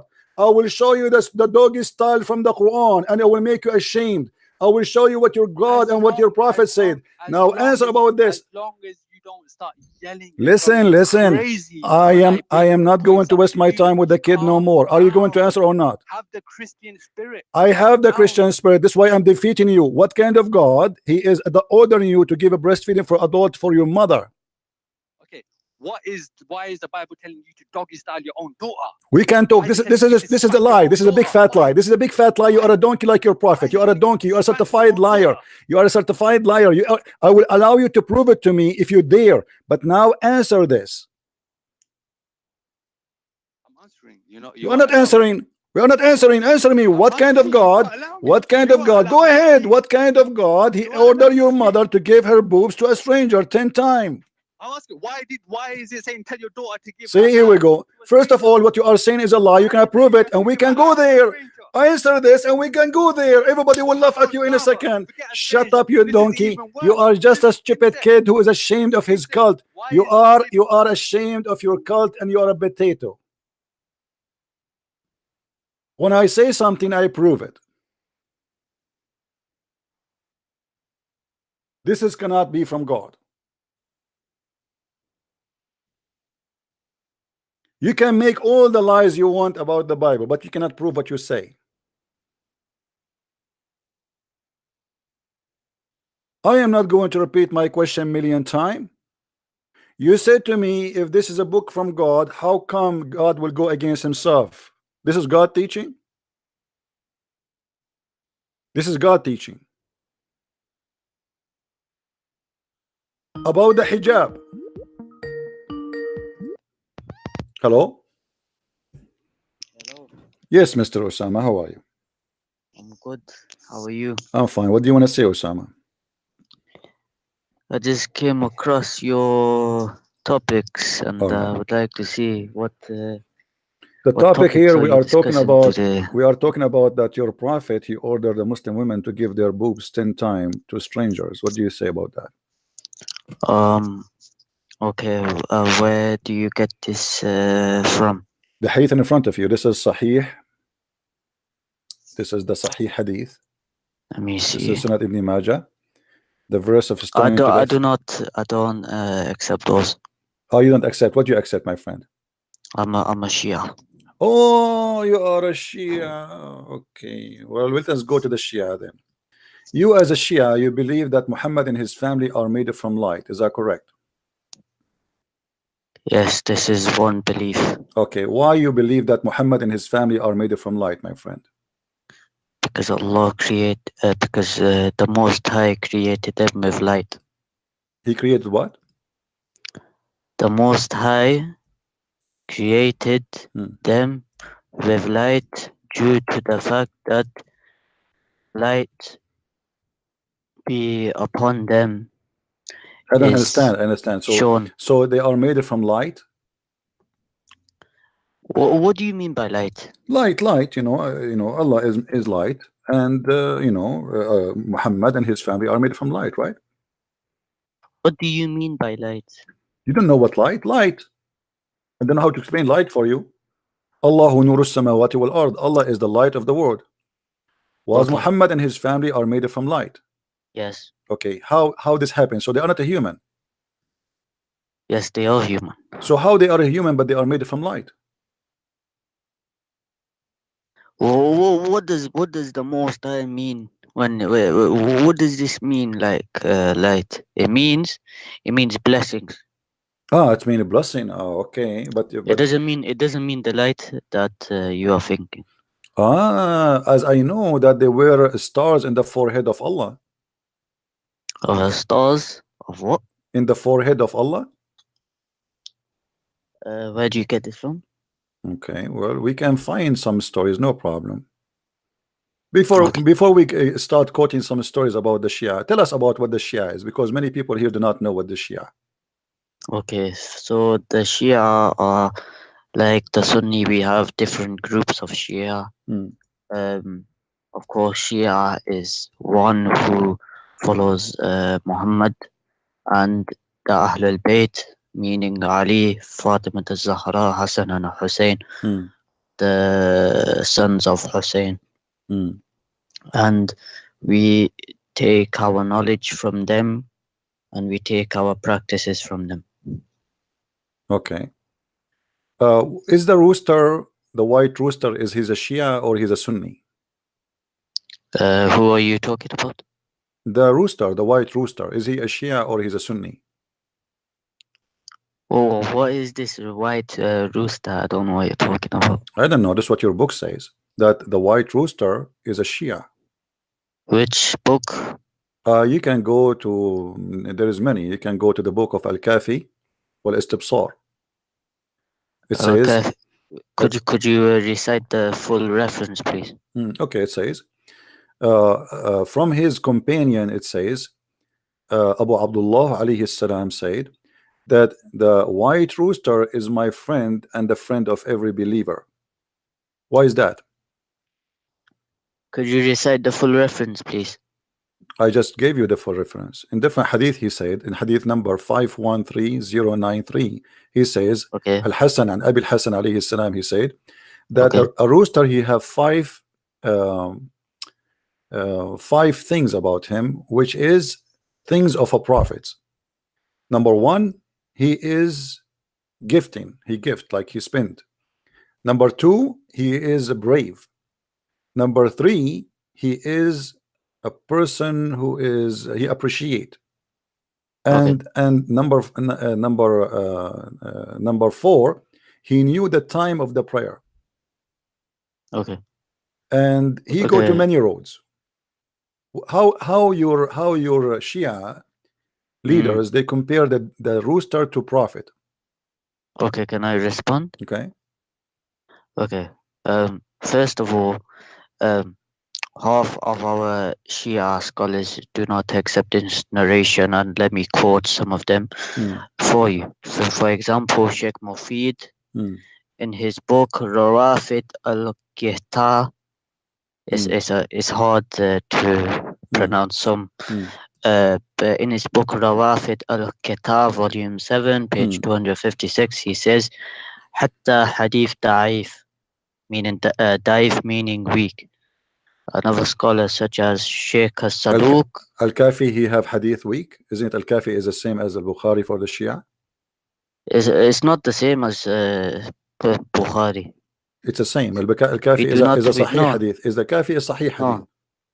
Al-Kahfi. Okay, which book is for you is a Sahih book? Okay. Al-Kahfi has hadiths that are Sahih and has hadiths that are not Sahih. Okay, let me ask you. It is not like do you have a proof? Muslim. Do you have a proof that this hadith I quote for you is a weak hadith? Can you quote for me somebody? I've already no, you did not give me about that hadith. Yes, I did. You gave me a general statement. You gave me a general statement. I said Sheikh al-Mufid in his book Rawafid al-Qihta, volume 7, page number 256. Yeah, did he talk about the rooster?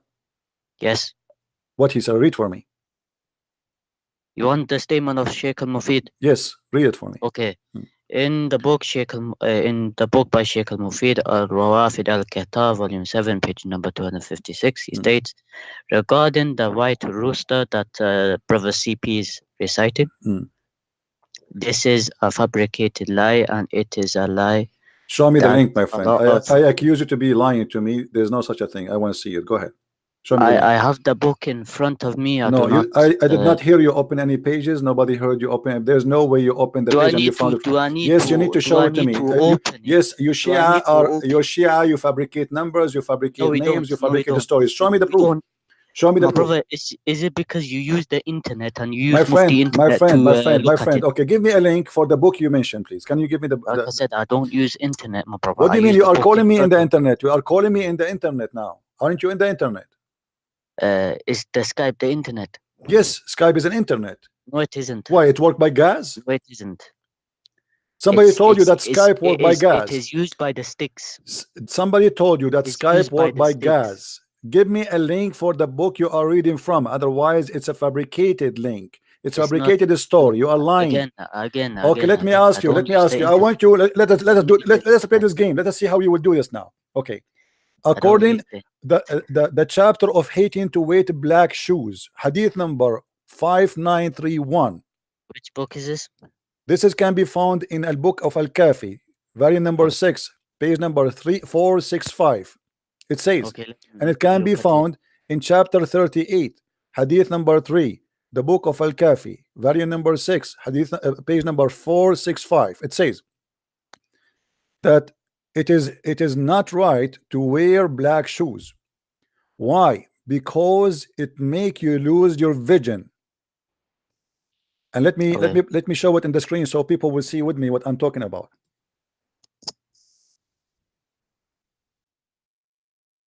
Here we go.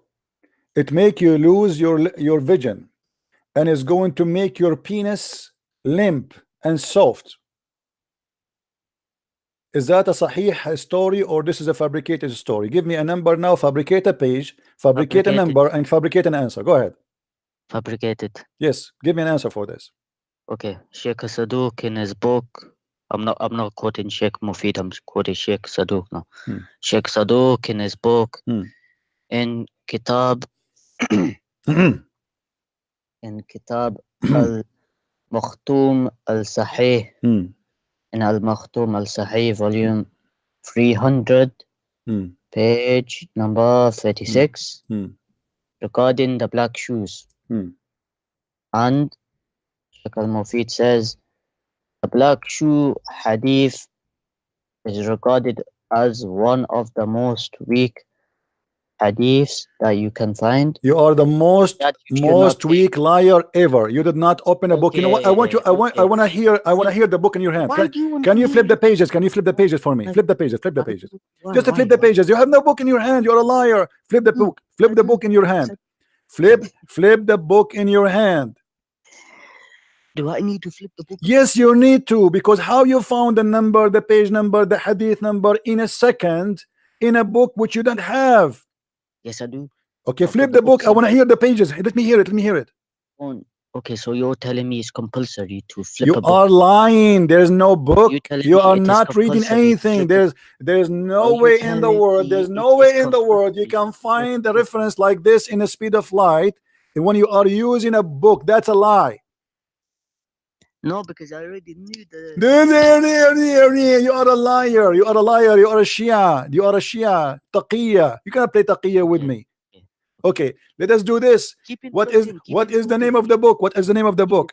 Okay, what if I give you the book right now? The book you are quoting for me. What is the name of the book? What is the again? Hold on. I will make everybody laugh at you. What is the name of the book you are quoting from? Al-Makhtoum al-Sahih. Al-Makhtoum al-Sahih. If I give you the link for the book right now in Skype, are you willing to show me the hadith you showed me or you spoke of? I don't think you'll get it. My friend, no, I will get it. If I show you, hold on. If I give you the book you are talking about, what you will do? Are you going to show me? Are you willing to show me the reference? I'm waiting. Are you show? First of all, waiting for you to get it. First of all, I never heard of such a book. You've never heard of it? No. Hold on. If you never heard of it, why did you just say that I'll get it for you? Because I'm getting you busted. No. You just contradicted yourself. No, I'm getting you busted because I never heard of it. I said to you, I wanted to show everybody. If I wanted to show everybody that you are a liar, you said to me, I said to you, if I give it to you, you will give me the link, you will give me the reference. You said still no. Because there's no such a book. I never heard of it. Can you give me this book? I've got the book. Can you give me the book? Al-Makhtoum al-Sahih. You said it's called Al-Makhtoum al-Sahih, correct? Yes. Okay, where we can find this book? You have to buy it. Where? Physically. Okay, physically where we can find it? Give me one. I don't even get it from internet. I've already told you. How come nobody knows about it? A lot of Shias know about it. A lot of Shia. Okay, how come you were able to find the hadith without? Do you have the book in your hand? Which book are you talking about? The book you are reading for me from. Which book? Al-Makhtoum al-Sahih, the one you answer me from. Okay, do you have the book in your hand? Yes. Can you open the camera and show me the book? I don't show my face on the camera. Don't show me the face, my friend. Show me the book. Don't show me your face. Thank you. I don't want to see your face. I don't need to. It's not compulsory. There is need. You are a liar. There's no such a thing. Can you open the camera? Can you open the camera? Point the camera at your book. I wanna see the book. Can you show me the book? There's no compulsory. Can you show me the book? Compulsory. Can you show me the book, please? Why do I need to show you the book? Because you are a liar. There's no book. You don't have a book. You are fabricating numbers. You are fabricating pages. You are fabricating names. No, I'm not. There's no book. Okay, open the camera. Show me the book. Okay, prove me wrong. Prove me wrong. Prove me wrong. Prove me wrong. My friend, what you will lose? What you will lose? Open your camera. Open your camera. Get lost. Shia. This is an example of the Shia. You see, he was fabricating numbers in the book of etc. in the hadith etc. He said this is weak. That's it. Shia. This is what Shia do. Scam. You learn how to deal with the Shia now? They practice taqiyya 24 hours 7 days a week. Right away he fabricate for me a number. Hello?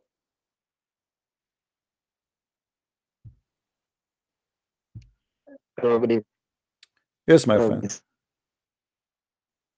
Go ahead. Are you there? Your voice is cutting, sorry.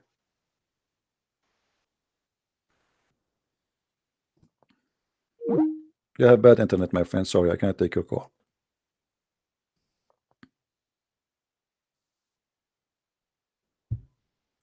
All right.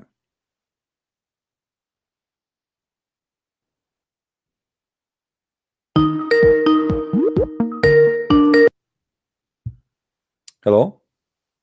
Christian Prince. Yes. You're absolutely amazing. God bless you, brother. Thank you, my friend. God is good. That's all? Well, yeah, unless you want to chat. But I don't mind. But do you see how they lie? I mean, do you see how amazing they lie? They fabricate numbers, they fabricate books, they fabricate titles, and when you hear them, you think you're like, oh, maybe he's saying the truth. You know, like, okay, you know, he's look how fast he gave me the number. Even Christian Prince cannot do that. Everyone was started laughing when he said Skype is not the internet. Skype is not the internet, but you see, it's made by sticks. He created, yeah, it's a stick. He created a number. He created a book. He created a chapter. In the book of Sahih al-Makhtoum, etc. Like, what the heck is that? Yeah. The one I'm showing you in the screen, this is the highest resource for Muslims. This is not a joke. This is the biggest Shia library in the world. I see it and I show it in the screen. So when a Muslim, always he say to you, this is what I'm trying to teach the Christian here. When a Muslim he says something to you, tell him, show me. Don't let it go. Because they assume, if you notice, the one before him is a Sunni. They are the same scam. When we get him busted in the corner, right away he start talking about the gospel, because now, oh, I need to escape. Let us talk about something else. This is very embarrassing. Let us go and fabricate lies about the Old Testament. So what they do, they throw rocks and they run and they change the topic. What the Christians usually do, they start refuting what they said about the Bible, and that will make them get away from the first topic. This is what the Muslim he want. The Muslim he wants you to forget how stupid his cult, and now to focus in you defend. The best way to defend is to attack, according to them. So what we do, here we go. He said to me that if this is a book from Shaitan, then how this book is teaching good things? How you say that Muslims are strict? I never said Muslims are strict. Islam is the most lousy religion. You can marry women every day. You can have sex with 4 women in the same time. You can, you know, it's a muta. There's even the Muslim Sunni today. They change the name of a muta and they have a different names. Zawaj, friend, boyfriend, but they call it marriage, but it's not. So all of them. And this is my advice for the Christian. When you debate with the Muslim, don't let him get away with it. When he says something, say to him, show me. Right. All right, my friend. Anything else? I have a quick question. This may be a totally off topic, but it's related to Islam. I came across a Muslim. He claims to be Muslim. His name is Wesley Muhammad. He states that Allah is a man. And he goes to Surah 42:51 that speaks about how Allah communicates through a hijab, and that hijab is like a second Allah, like a visible, tangible Allah, and that apparently Muhammad saw Allah's young golden face. Are you familiar with this literature? Yeah, but I will prove it to you in a different way, that Allah absolutely is not a man. I mean, Allah is a joke, is a fiction story. But you know, I don't know if you saw. The Muslim, they say how God can be born, right? Yeah. How God can be born. They say the 10th reason Jesus cannot be God, because God cannot be born. The second you say God cannot, that means he cannot be God. For Muslims, God can be stupid, but he cannot be born. Right. If we go in the Quran, in the Hadith, you will find that Muhammad, if you remember, we mentioned before, that Muhammad, he claimed that his God will come in a shape other than the one which the Muslims they knew. You saw me speaking about this story before, correct? I think so, yeah. All right. Now, if God cannot be born and Allah will come in a new shape, isn't it this is a be born again? For sure, not in the Christian meaning. When Allah is coming in a new shape, isn't it this is a newborn shape? How God cannot be born, and yet how God he have a shape? And if Allah is not a man, what the shape of this person, and why he is a change in his shape, and what happened to the first shape? So now, because we have 2 physical shape, Allah number 1 and Allah number 2. So what Allah did, Allah number 1 did to Allah number 2 when he became Allah number 2? He hang himself in the closet, or both they are walking together? And so would you say that this is an example of a very early form of like a trinity, but in a very warped manner? It's just a stupid man, you know, making up stories. Muhammad, he cannot stop making poo-poo. He cannot stop making poo-poo. This guy, you know, like in the Middle East, when there's somebody he is so naive and they wanna, like we have a tradition, you wanna go and ask for a daughter of somebody to marry you. So if you are naive, the parents will say to you, when you go there, don't open your mouth, don't talk, don't talk. Why? Because the second you talk, they will know that you are a fool. Muhammad, he cannot keep his mouth shut, so he keep talking and telling stories. And here we go, Muhammad is coming with the stories that Allah have shape number 1 and shape number 2. As long Allah have a shape, remember, Allah is a physical shape. Muslims, all of them agree that Allah is not a spirit and he has no spirit, but yet he is a physical being. So now, so doesn't this then help the Ford Muhammad interpretation? That particular subset group, the what's it called, the Nation of Islam, that believe that Ford Muhammad is Allah, a black man. Well, you know, there is many sect, many cults. I cannot judge other sect by, you know, by they create their own stories and their interpretation. But I focus on Muhammad himself. Here we go. This is Muhammad is speaking that his God, he have a shape and he changes shape. So when Allah he changed his shape, that's mean he is a changeable. Correct? Right. Okay, but the Muslim, they say Allah never change. How you say to me Allah never changed, but he's a changeable? And when we talk about the shape, that's mean he have totally different look, to the point even the Muslim, they did not recognize him and they thought he is a shaitan, to the point they say to him, they will say, we seek refuge with Allah from you. So here Allah is reborn again with a new shape, and the Muslims will not like his shape. Then Allah will come to them with the shape which they like. So Allah will come to them when our Lord come to us, we will recognize him. Then Allah will come to them in a shape they know, and he will say, I am your Lord. And then the Muslim, they will say, no doubt, you are our Lord. So the Muslims are shape worshipper. They are not worshiping God. He will, their God himself, just because he changed his shape, they don't follow him no more. Are you following my idea? So exactly. So then the question I would have for a Muslim is, in this life, how do you know that that's Allah's shape or not? Like what? Isn't this what they do with Jesus? Jesus, he came to them in a shape they don't like. Yeah, exactly. Yeah. That's what they did with Jesus. So here we go. Yeah. They will do the same with their God exactly as they are doing with Jesus, because they did not like the shape of Jesus. He came in the shape of a man. How God can be a man? You know? So this is exactly what's happening. That's a brilliant way of, that's brilliant, because then this would, I mean, John chapter 1 is verse 14, the Logos became flesh. You can use this as a means to polemically refute the theology. Well, in different hadith, Muhammad, he said clearly that Allah is the Messiah. Let me show you. Muhammad is a very stupid man, very confused. Yeah. The more I watch your interactions with Muslims, the more I'm noticing that. The madness, huh? The Prophet said, I have told you so much about the Antichrist. Okay, Muhammad now, he is the philosopher who will tell us what the Antichrist.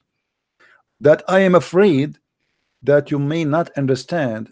And then he continues saying, the Antichrist is short, okay, hinted, woolly-haired, one-eyed and eye-sightless, and neither protruding nor deep-seated. If you are confused about him, know that your Lord, which means Allah, is not one-eyed. Like, hold on. Muhammad here is making a big poo-poo. This should be compared between the real Christ and the false Christ, because the Muslim, they believe the Antichrist is not just an Antichrist. They call him a Dajjal, which means somebody claim to be the Messiah. He is a false Christ. You see here, they put for you the word Antichrist. The fact it's not exist here. This is Al-Masih Ad-Dajjal. Ad-Dajjal is the false Messiah. Someone will come and will say, I am the Messiah, worship me. So what Muhammad saying to them, you need to notice here, you might not understand, I'm worried. You might be confused. What is the confusion about? About the look. But remember, the Dajjal or the false Messiah, he look as a man. So why Muhammad is worried about how Allah look and how the false Messiah look, and he says the only difference between them is one eye, if Allah is not a man. Ah, right. So, and they're connecting it back to that shape that you're talking about a moment ago. But here you see, it's very clear. He's comparing a man to God. And what is the difference between them? One eye. The one eye. He didn't say anything else. He confirmed that Allah have an eye the same as an eye of a man, but the difference is that this guy at Dajjal, he have a problem with the right eye. Now, isn't it true that in the Bible, I think in Zechariah, it speaks about the false prophet having he's injured in one eye, and he's known as the idle shepherd. Well, you know, Muhammad always, all the story of Muhammad is coming from somewhere. So this is why the title today, Quran story is made by who? All the stories of Muhammad is coming from, Muhammad is not really, you see, Muhammad, he hears stories and he adds some spices. You know, it's like a CNN.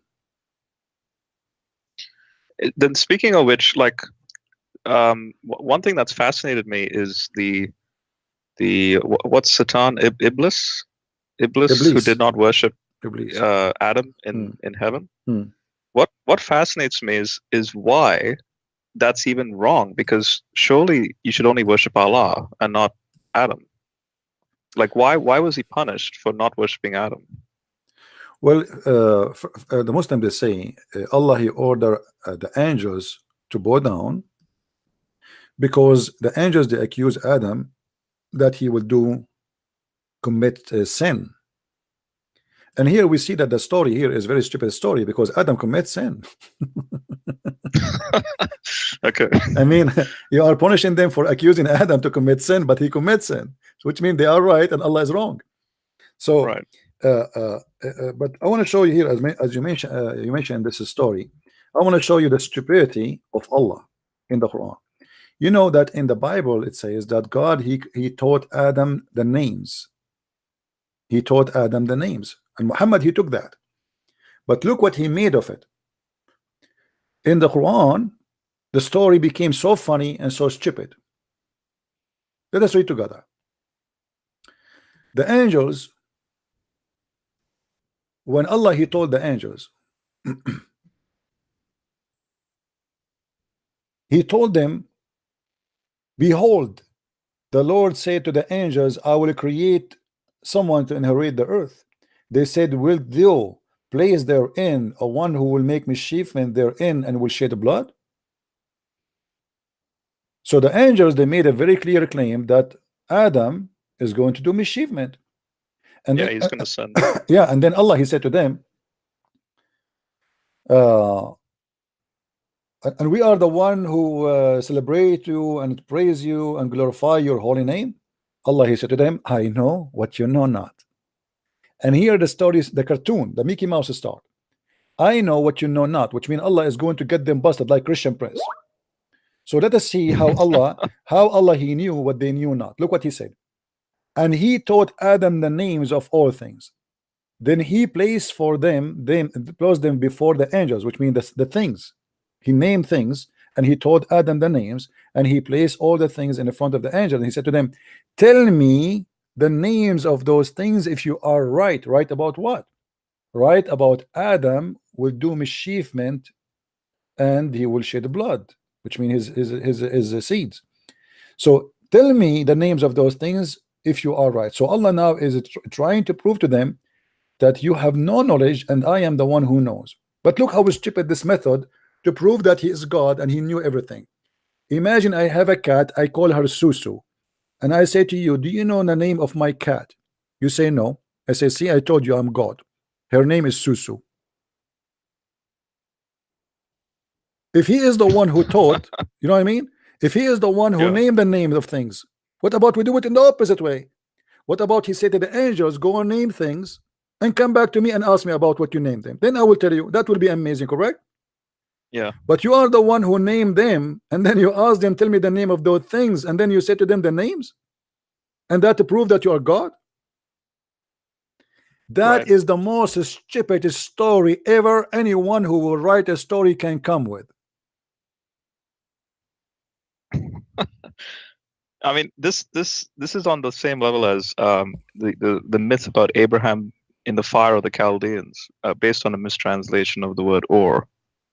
That a Hebrew scribe, not realizing it's Ugaritic, translates the Hebrew word or, which means city, to mean fire, and then that enters into the Quran, and Allah did not know the difference between Ugaritic and Hebrew or Aramaic. Allah, you know nothing. And here you notice, by the way, there's a mistake here. Allah, he says that he will send somebody to inherit the earth, but that means there's people who used to live in the earth before, and that in total agreement with the Sabian. The Sabian, they believe that there was people before who live in earth, and most likely they are angels. If you know the story of Harut and Marut, where Allah, he sent two angels to open a magical school, Hoributa. Chapter 2, This verse is fascinating. 102. I have no idea about this. Go ahead. I have no idea what this is. Allah, he decided to open a school in Iraq, in the Babylon, to open a school to teach magic. And Harry Potter, he went there, as you see. So he sent angels, and the angels Harry Potter. Yeah. Sorry, I say it. Maybe my accent is, you know, I have an accent. No. As you know. No. It's good. It's pretty much on point. It's accurate. Chapter 2, verse 102. It says that Allah, he sent two angels in the Babylon. One of his name is Harut, and one his name is Marut. And by the way, they are my cousins. And those cousins of mine, they open a school in the Babylon. Before you join the school, those angels, they will make you sign a disclaimer. They will say they neither taught anyone such a thing, which means magic, without saying we are only a trial, so don't do blasphemy. Disclaimer. Oh boy. and yet they say to us, this is the book of God. Then if we go in the details, we will find that. So what's the logic? That's only a trial. What's the logic there? Well, why did Allah do that? Muhammad, he want to explain how magic exists, you know. So okay, these legions, all of those are legions exist before Muhammad. That there is two angels. Their name is you know, this is why you see the names are weird. They are not Arabic names, and they came in the Babylon tower, because the Babylon is the elevator of God. So Allah, he sent them in the Babylon, and you know, when they were sent down, they open a school, because Allah, he sent them that for that school. But in the same time, to teach them about the Babylon story, but at the same time to punish them. Yeah, but look, no, there's two stories here. This is the Quran. Okay. The Quran is a plain story. It doesn't go in details. But if you go in other books, they will say that Harut and Marut, you see, if you go in the verse which we spoke about before, where the angels, they say to Allah, are you going in chapter you know, we'll talk about, are you going to create someone who will inherit the earth? So they said to him, and he was going to do mischievement. In this story here, supposedly the angels, when they challenge Allah, he said to them, okay, I want you to send me to choose two of your best, and from those two I'm going to send to earth, and I will strip them from the power of angels, which means they will not be you know, I will give them desire like a human being, desire for sex, desire for food, you know. So right. So they choose two angels, and they are Harut and Marut. And then Harut and Marut, when Allah, he sent them down, a woman who is very beautiful came to them. Her name is Al-Zuhra, which means Venus. Here you can tell where this story coming from. Like a pre-Islamic astrology. Correct. So right. Al-Zuhra is Venus, and Venus came to them, and she is very beautiful, so they could not resist her beauty, and you know, they asked her to sleep with them. So when they asked her to sleep with them, she said, if you do things for me, I will try to find you the story, so show it in the screen. If you want to sleep with me, you have to do three things.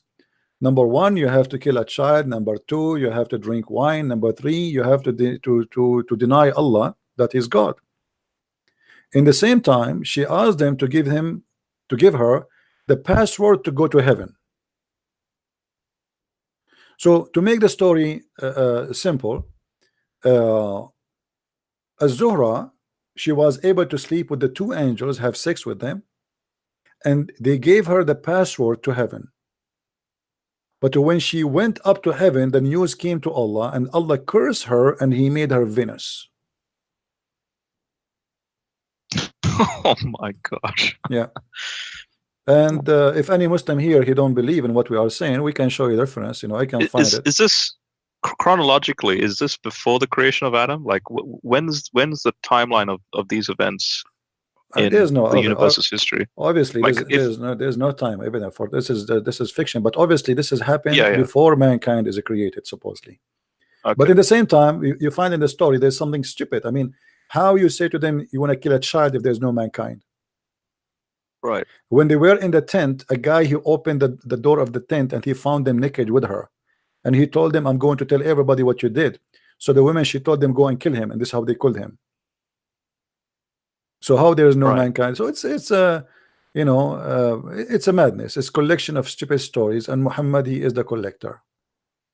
So does this connect with the worship of the black stone and the where they walk a certain direction, a certain, like, they walk when they do the Hajj, they walk in a certain direction because it's all based on that pre-Islamic astrology and everything, like a form of paganism. yeah, everything Muhammad he have, every story, not necessarily connected.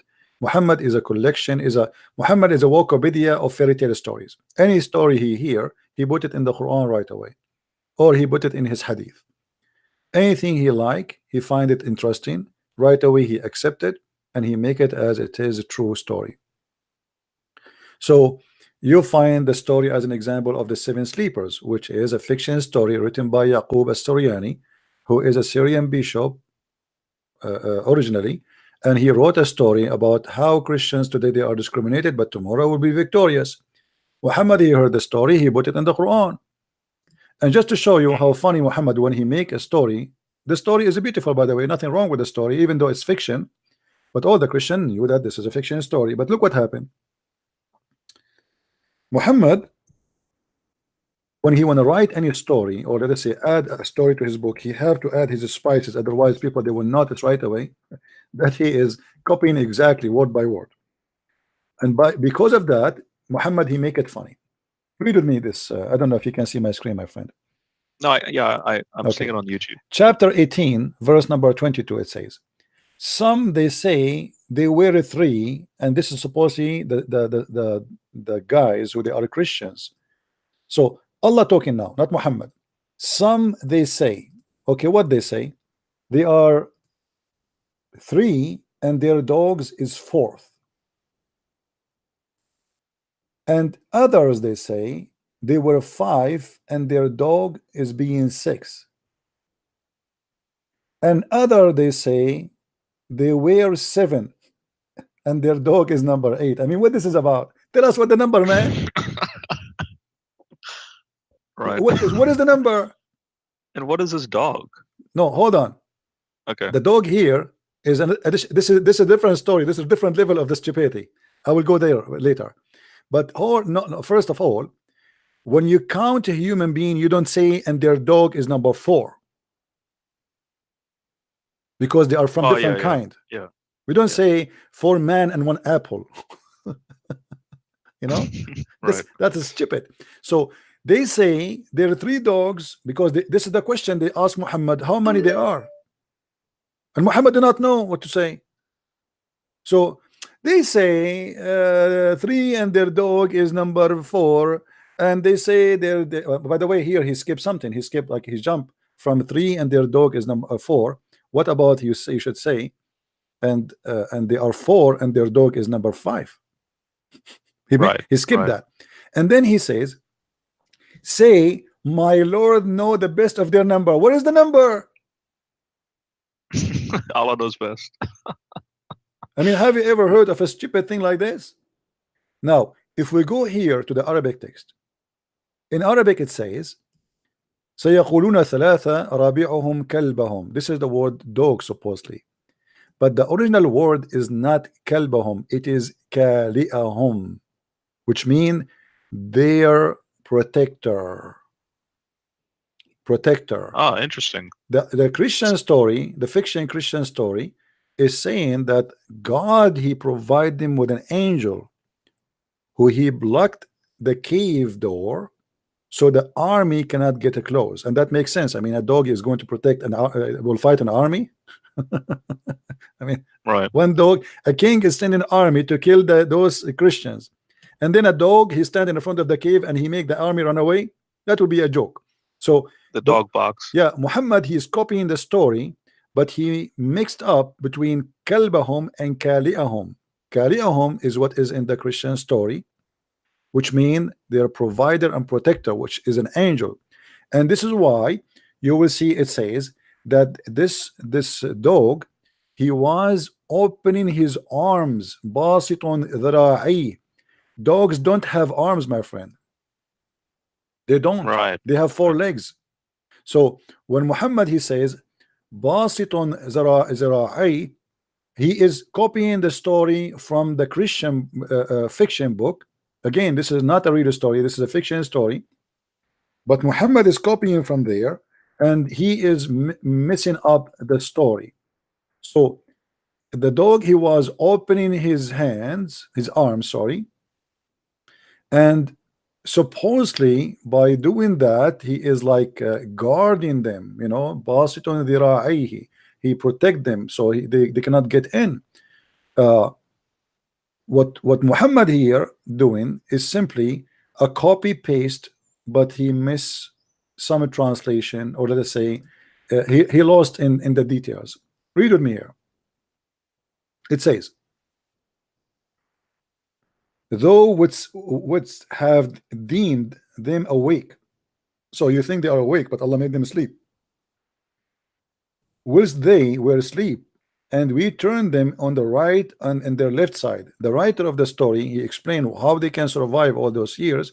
So the angel, he make them flip from the right to the side because they are asleep, totally asleep, they are not aware. And then their dog is stretching forth his, here they put here, his 2 4 legs. Have you ever heard of such a statement? 2 4 legs. 2 4 legs. What does that mean? This is directly in the Quran, right? This is Surah 18. It's in the front of us. Yeah, this is chapter 18, verse number 18. In Arabic, it says, "Basitun dhira'ihi." He opened his 2 hands, his 2 arms. If we change the translator, we will find the following. Just change the translator, you will see how the translation changed in the speed of light, proving the fictions of Muslims. If we go to, let us see, Biktal. All right. By the way, I have Usama Dakdok's translation, and I'm comparing it with that. Yeah. You see here it says, and the dog stretching out his paws. Oh wow. But in Arabic it says his 2 hands. They are trying to cover the problem here, and everybody try to come with the fictions. What we will say, I mean, come on, how a dog can have 2 hands? But because the original story is speaking about an angel who opened his 2 arms or 2 wings to protect them. Let us see different translation. Let's see Shakir. So wait, if this was a dog, I'm just saying for the sake of argument, if this was a dog, that means you have a dog standing on its 2 hind legs and its 2 front legs are stretched out in the air, saying, "Go away." Yeah, it doesn't make sense anyway. Like, I mean, what a dog can do anyway. Actually, if you go into the tafsir, they say that the dog, he was a cook. He's a cook? He cooked for them. Yeah, some stories they say he was a cook. Oh my god. Yeah, I used to have a dog. He cooked for me always. This this would be a gold mine of like a comedy show. You should seriously think about it. You should just make a comedy show. My friend, I have almost 900 right now watching because this is a comedy show. Yeah, that's true. All right, my friend. Thank you very much for calling. Let us see if we can get more calls. You've busted the Muslims, that's for sure. Thank you, my friend. Take care. Take care. You know, when you speak to Muslims, you have to play their game. They don't debate. They are gamers. They are just gamers. They will never answer a question. The second you hit hard, straight away they will jump speak about the Old Testament. Do you know that Lut, his daughter, they had sex with him? Okay, and how you say that the Jews corrupted their book, but they did not burn that pages? They can burn it as long as those people corrupted their book. And what this have to do with God anyway? If I do such a thing, yes. You said are you going to earlier, answer or not? Are you going to answer or not? I wanted to finish a topic we did not finish. About the breastfeeding. No, this is my topic. I ask you how you're a prophet, order you, mother, your mother. Did not ask me that. I did ask you that. It's not me, it's the other person. Oh, other person. Okay. Well, what was the topic we talk about, me and you? I began with saying, how do you worship the gods beside the one true God, like the God of Jesus? I ask you. And then we. All right. I ask you. Do you have any other creator? Wait. And then before that, you mentioned that Muslims do not like the shape God came in, like man, like we reject your God when you became a man because we do not like it. And I'm saying, if you think that's a bad thing to look at a human and say, well, God is not a human. How do you know you're not going to believe in the Antichrist as God if he claims to be? Because you believe in Jesus even though he did not claim to be God. But this Antichrist will say, I am God. So how do you know you're not going to follow him? Okay, let me ask you. You just said that I believe in Jesus. Hold on. You said I believe in Jesus, but he did not claim to be God. You are getting your prophet busted because the Quran say that the Christians say that Jesus is Allah. So why you are lying? Isn't it the Quran says? Isn't it the Quran says that the Christians, they say that the Messiah is Allah himself? The Quran says that Christians claim that Jesus is God, but it also says the Quran says on behalf of Jesus, like Jesus said, I have never said to them that I am God. Jesus said that in the Quran, but that's Jesus. He said that to them. Let me show you what Jesus said. Well, I'll show you. Do you want me to show you? But that's beside the topic. No. It's a topic. Why you just mentioned it? Why you don't want to talk about it? Why you don't want to? Why you don't want to talk about it? I'm asking you. How do you know you're not going to worship the Antichrist if he claims to be God? Okay, hold on. Let me ask you then. Why you're a prophet? Okay, hold on. Why you're a prophet? You compare between the look of Allah and the look of Antichrist. If the Antichrist looked like Jesus, just answer my question. I'm answering you. The Antichrist will claim to be God. I'm asking you now. The Antichrist will claim to be God, and he looked like Jesus supposedly because he's a man. So why Muhammad is afraid that you will be confused about him and you might think that he is God? He said, if you are confused about him, about who? About the Dajjal. It's not an Antichrist. This is not Antichrist. This is a Dajjal, Al-Masih al-Dajjal, the false Messiah. Okay. So the false Messiah, if you are confused about him, know that your Lord is not one-eyed. Where is the confusion coming from? How you as a Muslim will be confused, and Muhammad is describing the look of a man, and he's saying at the end that the only difference between them is one eye. That's mean your God is a man. You're adding words. He did not say the only difference. Well, here we go. It says here we go. It's right in front of you. No, I'm not adding. I'm not adding. Anyway. No. Don't get me busted. No. Don't say anyway. Don't tell me anyway. I don't accept that. Get me busted. It says the only difference is one eye. Don't lie. It's in front of you. Show me what it says. Here we go. Your prophet describing the size. Your prophet describing. Okay, hold on. If your God first is not a man, why you will be confused about him and the man? Don't ask me. Don't ask me. Show me where it says. I'm showing you. He count for you the look, and then he says you should know that your Lord. After he count all the description, I am not adding. After he said all the description, said you should know. If you are confused about him, know that your Lord is not one-eyed. So the difference between them is what? Anyway, the most important thing. What is the difference your prophet mentioned here? What is the difference your prophet mentioned between this fat man, this fat short man, and your God? What is the difference between them? Muslims know. This is not the question. Answer me. What is the difference between the description of your prophet of the fat short man who have a curly hair and Allah? Is it the only difference is one eye? Yes or no? Okay, you think the Quran? I am not thinking. I want an answer. Wait. You see, you Muslims are you Muslims are like oil in the hand. You don't catch me. You cannot catch me, right? You cannot play that with me. I'm Christian Prince. What is the only difference? Your prophet he mentioned, so you will not be confused about the false Messiah and Allah. What is the only difference he mentioned? Very easy. Just give me time to What is the only difference he mentioned? Okay, I'll answer in the way I want to. Okay, so you believe that the Quran is the words of Muhammad. Shut okay? up. No Give me what the only difference he shut up. You are a liar. You will not answer. You are in the corner. What is the only difference between Allah look and the man, the fat man look, according to your prophet? What is the only difference? Islam is a comprehensive religion. See, you are a potato, guys. You see how they are. Get lost, get lost. Let your mom call me. I want the man of the house to call me. Islam is a comprehensive religion. If you're a prophet saying that the only difference between them is one thing, how are you going to answer or we play games? You didn't answer my question. I want you to answer me. Why you're a prophet? He says the only difference between them. Why the only difference? I am. You see, you are the one who need to answer now. No, I gave an answer to your question. Why you're a prophet? You're not going to worship the Antichrist. I'm not going to worship the Antichrist. It's you Muslims. You see, your prophet is worried. Your prophet is worried that you will worship the Antichrist, not me. You're a prophet saying that you Muslims, he's worried.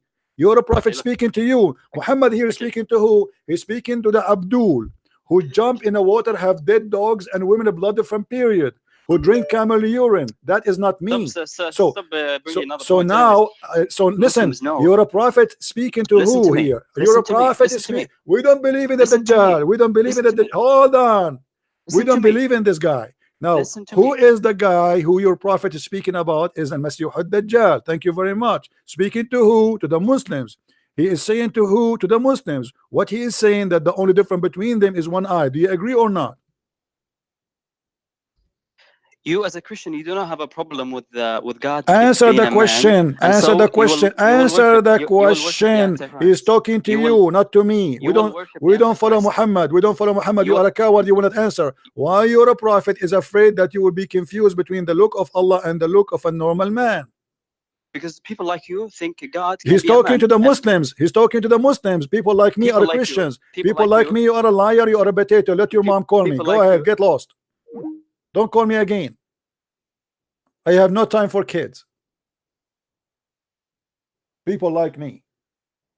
I don't believe in this garbage in the front of me. People like me. This is written for people like you, and you are a coward. You speak day and night that God is not a man, and yet your prophet comparing your God to a man, and the only difference between him and the man is one thing: the eye.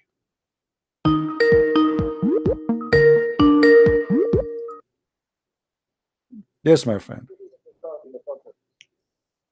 CB. Yes.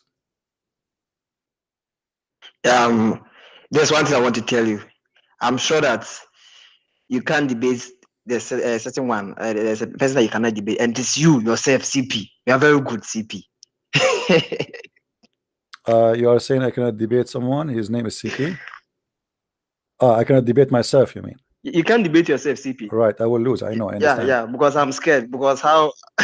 Yeah, you lose. Yeah, thank you, my friend. Yeah. So I want the audience to know that there's one person that you cannot debate, and that person is yourself, CP. So we are just hoping that you do more good and more work. I say that I'm just joking. The only one nobody can debate with, nobody can argue with, is God. I am no one, my friend. I'm servant of God, trying my best. Thank you very much for calling. Thank you. Anything else? All right. Thank you. Okay, take care. This is a very stupid cult, and here you Christians should learn how the Muslims, they change the topic in a second. How you worship Jesus? Jesus never said I am God. The whole Bible is saying Jesus is God. Jesus, when they asked him to show us the Father, God, he said, I am with you all this time and you did not recognize me. I am with you. They are not asking him if you are with us or not. They are asking him, show us God. And he said, the one who saw me, he saw the Father. Where Jesus says, I am God. What a liar. Muslims are copy paste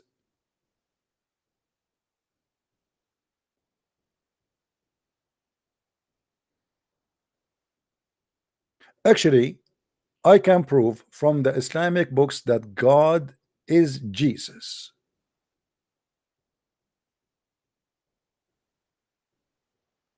Without even using a single verse from the Bible.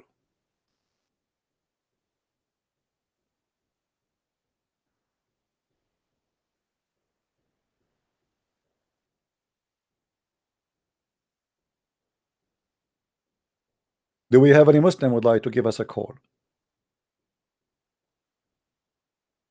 You see, I have patient.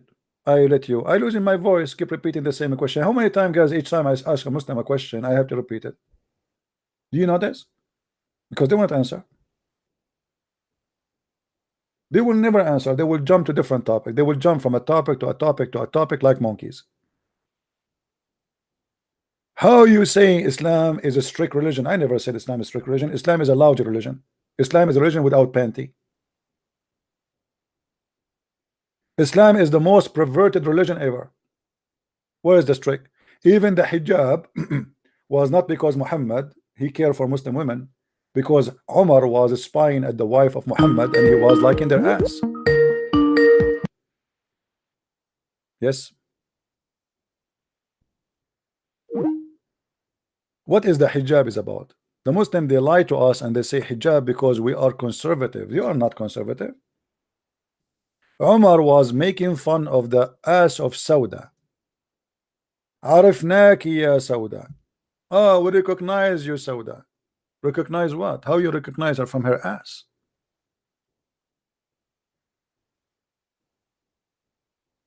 And this is why Umar he said, Allah he sent the Quran as I said. As I said. What you said.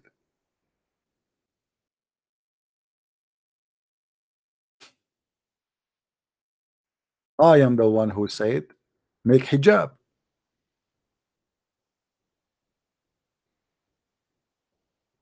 I am the one who said, make the Kaaba the worship place. Omar said, and look here, by the way, the fast translation of the Muslim, this is why I say be careful when Muslim translate. He says here, I agreed with Allah in 3 things, but in Arabic it says wafaqani rabbi fi thalath. My Lord agreed with me in 3 things. My Lord. I said, oh Allah, would you that take the station of Abraham as a place of prayer? Allah he agreed. He took as Omar he said, he put it in the Quran. He give it to Muhammad right away. I said that people before they enter to the house of Muhammad, they have to ask for permission, and the mother of the believers, they have to cover themselves. Allah he sent the verses as I said. Muhammad told by Omar, and Omar told the wife of Muhammad, if you don't behave, Allah will divorce you and replace you. Hello? Hello. Yes, my friend Abdul Rahim. How are you? Abdul Rahman. I'm fine. And you? I'm all right. What do you want to say to us, Abdul Rahman? Well, I've been following you for quite a while, so yeah, I thought let's call you once. Did you decide to leave Islam or not yet, my friend? Not yet, actually. Okay. What do you think about this hadith in front of us, that Allah he agreed with Umar? How God he agreed with Umar? Sorry, which one? Oh, this, the hadith we are showing the screen. I don't know if you can see the screen. Umar he said that Allah agreed with me. Allah agreed with me in many things. And one of them, as an example, he said that Allah he is the one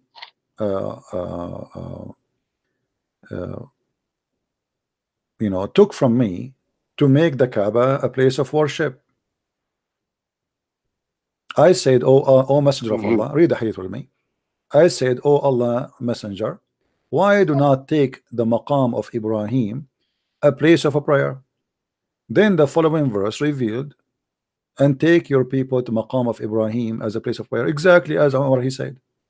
Why Umar he says something right away? Umar word became Quran. Who is Umar? He's a prophet. Actually, I'm a Shia. Oh, you are a Shia Muslim. Well, the Shia, no problem. Yes. We can go to the Shia. The Shia, they have a lot of funny stories too. Do you want me to share some stories about the Shia with you? What do you think about the Shia? I believe. Well, I'm actually confused lately about it. I am born in Europe, and especially lately, I've had many doubts about the belief. But the problem is that the Shia, I can't find much in English. I don't speak good Arabic, so yeah. But you know, but at the end of the day, you have to take the Quran at least, right? And the Quran still is a stupid book. It doesn't matter if you are a Shia or a Sunni. So the Quran itself is being stupid, and the Shia books is the same, is garbage. I mean, when your biggest scholar he say that if you wear a black shoe, your penis will not work. I mean, obviously this guy is a scam, right? What? If you wear a black shoe, your penis, you will lose vision. I don't know how good is your vision. How good your vision? Do you wear glasses? Yes. Oh, see, I think you are wearing black shoes then. Are you wearing black shoes, my friend?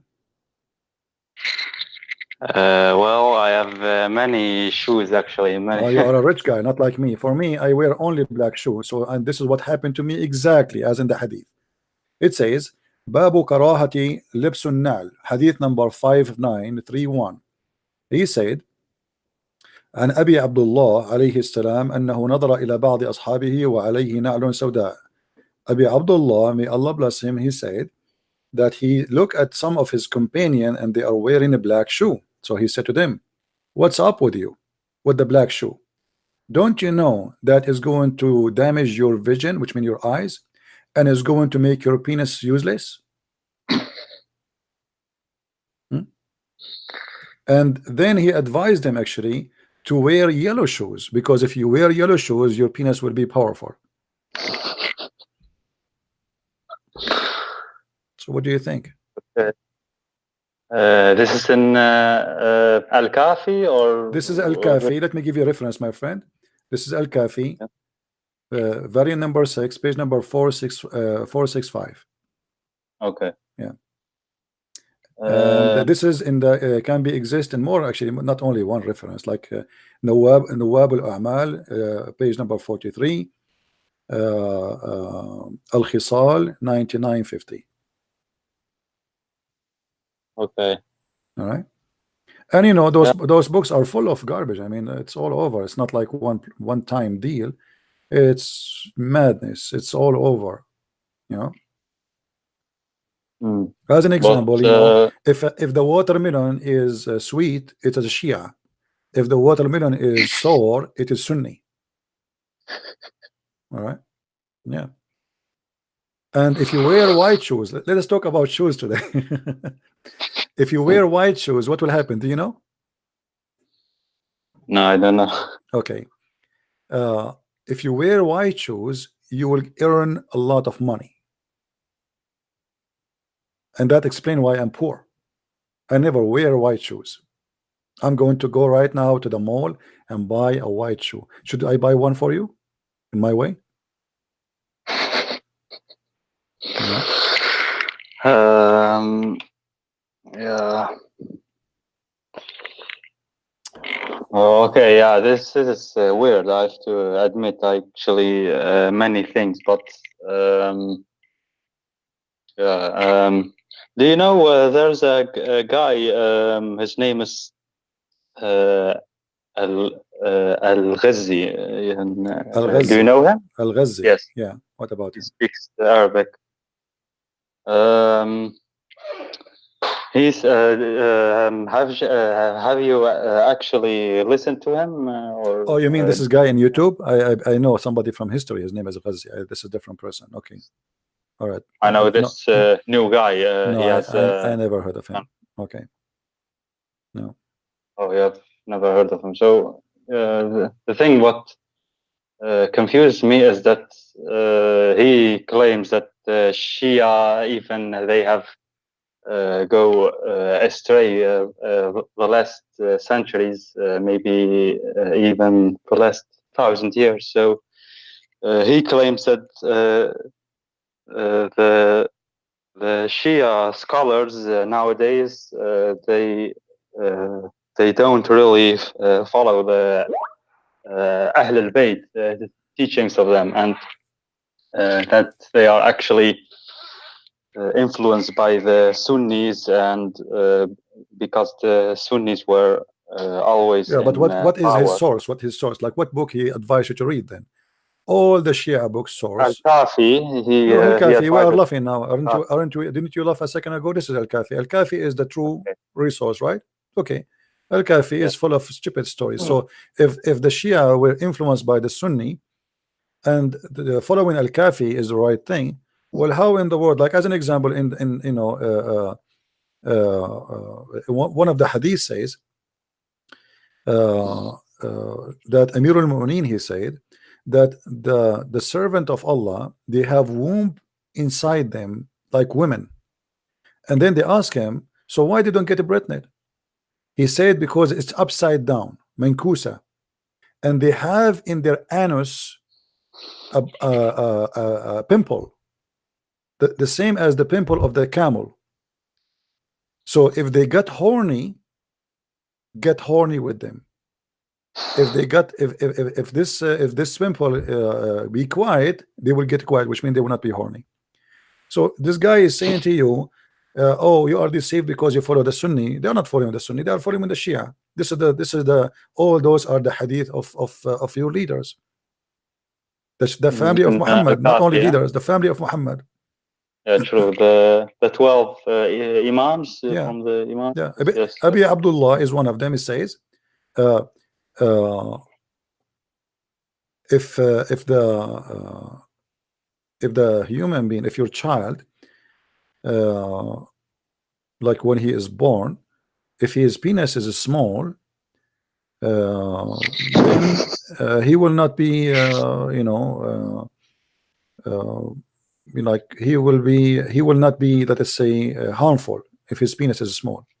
But if his penis is big, you have to be watched. I mean, what penis and what you know, this it's garbage. So this guy is asking you to go back to the origin, and this is the origin. Yes, but as far as I know, Shia don't have such hadith like breastfeeding or my friend. Yeah. My friend, the breastfeeding is not a hadith for the Shia or the Sunni. This was a verse in the Quran.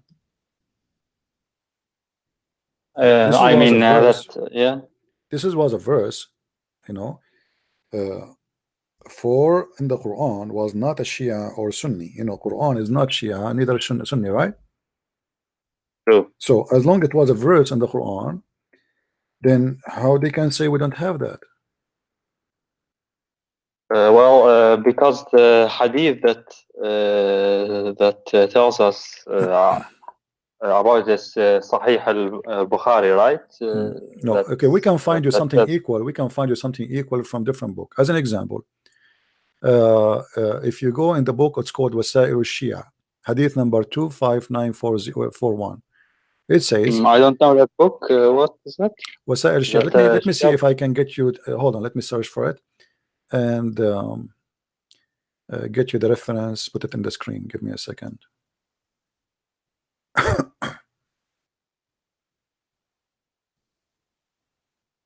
Because I know Al-Kafi, but yeah. Yeah, the same. This is a very authentic books too. Here it says, oh, I found this website, but anyway, the guy he is speaking that when he was debating with the Sunni, they spoke about breastfeeding for adult. Let me see if I can find you. I want something else. Hold on. I want the reference right away, not here.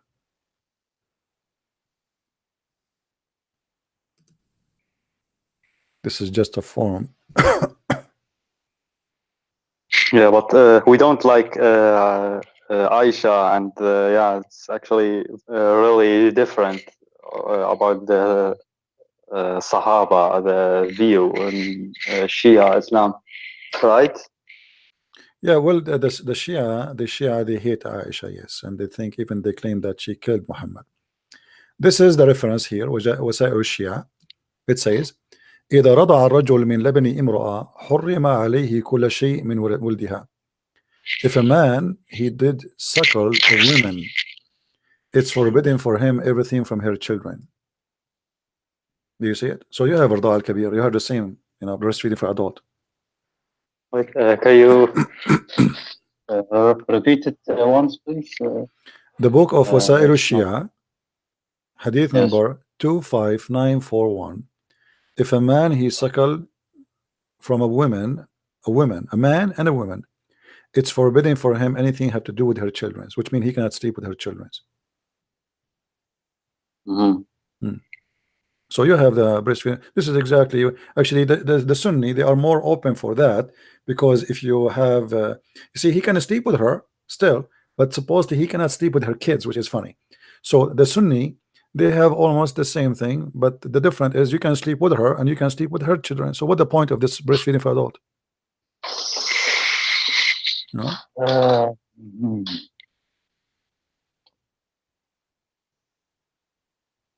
Okay, but yeah, same time the Quran forbid Muslims to do what they call it, adoption, correct? Okay, we forbid them to do adoption, but we allow you to do adoption by breastfeeding. Because the Quran confirm if you do breastfeeding not only for adult, like the adult, you can have sex with the adult even if you do breastfeeding, but if you do breastfeeding for a child, then that child became like your son. So how that can happen? How we forbid adoption and then we say that if a baby he did the breastfeeding for a woman, he became like her son? What is the connection? I don't know. My friend, I don't know. For me, I am here. I would be happy to hear from you that you decide to leave Islam. This is a stupid religion. Shia or Sunni, it doesn't matter. I can show you tons of reference. All of them, they say the same garbage. I cannot find something, lawful or something logical in this cult. So if you think the Sunni are stupid, well, you better think twice, because the Shia, they are not better. No. Okay, but I want to ask you some questions since you speak Arabic well, and you have studied also Shia sources, I guess. So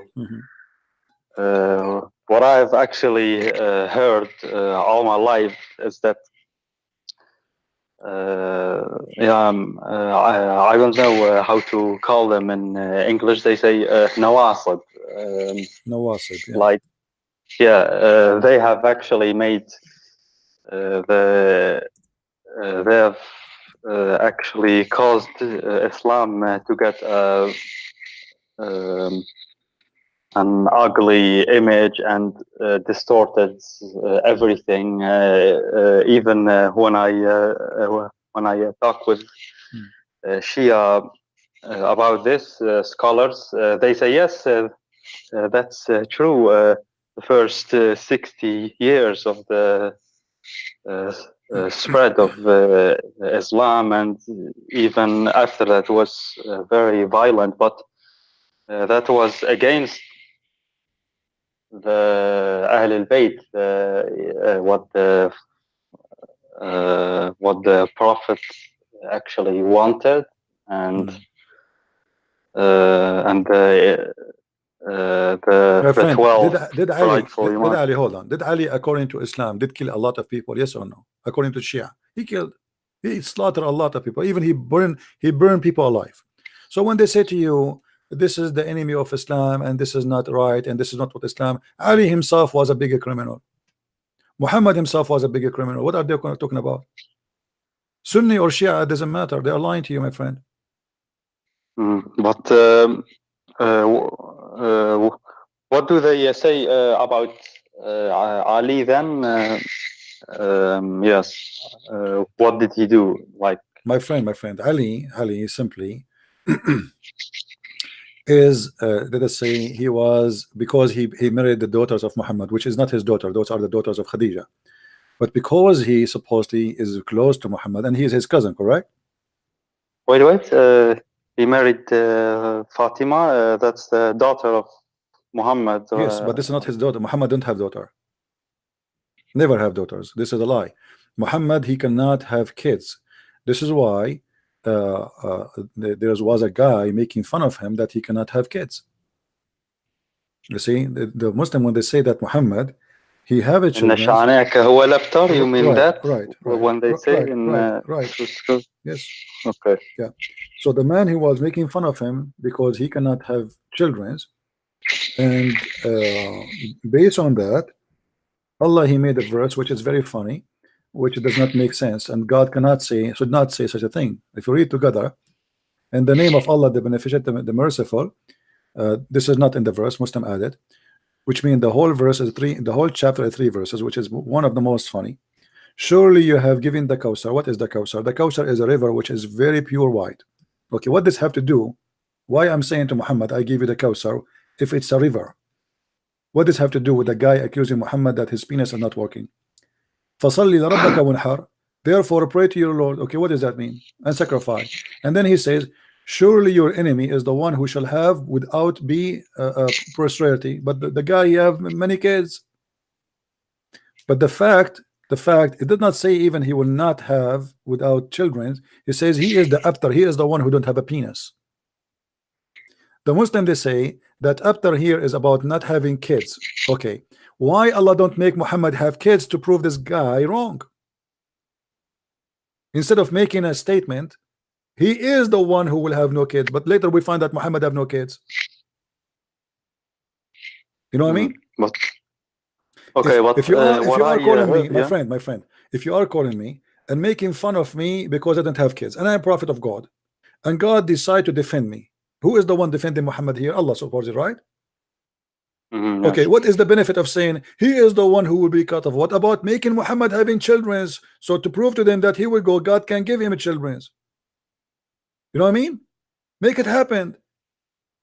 What the point is like two women, they are fighting, one of them saying, oh, your husband, he cannot have sex, this is why you cannot get a pregnant. The other one, she says, it is your husband, he cannot have sex and you will not have babies.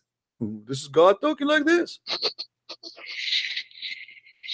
If God is talking, he should say, okay, let me show you. Here we go, Muhammad, your wife, he have 13 wives, he could not make one of them pregnant. He cannot even, the Muslim, they say that his Mary the Copt, she delivered him a child, his name is Ibrahim, which is a big fat lie. Even Aisha, she said he don't even look like you. So Muhammad, obviously he is a potent man, he cannot have sex. You know, even the hadith says that the prophet, he used to imagine himself having sex. When Aisha, she tried to play with him, Bukhari, right? Yeah, no problem. But here we go, the Quran confirmed that, the Quran confirmed that Muhammad have a problem. And why Allah is promising me a river in a topic which is about a penis? Why? Because this Al-Kawthar is a river, must be a river of a sperm. This is why it's very white like milk. So Muhammad here is saying that Allah, he promised me that my penis will work in heaven, not here. All right. But if God is talking, he should make Muhammad have babies. Here we go, Abraham, his wife, she was old, and there's no way she can get a pregnant, and she give up. God, he made Abraham wife get a pregnant. Why Allah cannot make Muhammad do the same to Muhammad? If people are making fun of him and now he's not even deaf, he heard and he decided to defend him. So what the point of saying surely he is the one who will have no children? It's a stupid conversation. Yeah.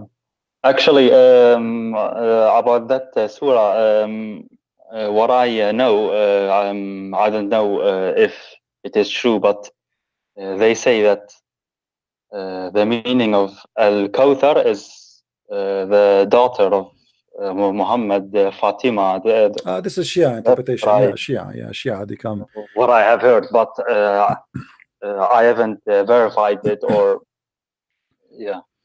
Yeah, you see, and this is one of the stupid things in Islam. Everyone, here we go. One he think it's a river, and one he think it's a daughter, and there's a huge difference. Same time, surely we have given you Al-Kawthar, okay? So the guy is saying to him, you will not have a children's, and if the Shia confirm that we gave you Al-Kawthar, that's mean the guy who accusing him is not making an accurate statement.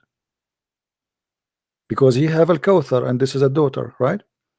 But this is not an answer really. Al-Kawthar never been a name of daughter of Muhammad. He can say we give you Fatima, correct? Yeah, that's true. Actually, there are many verses in the Quran.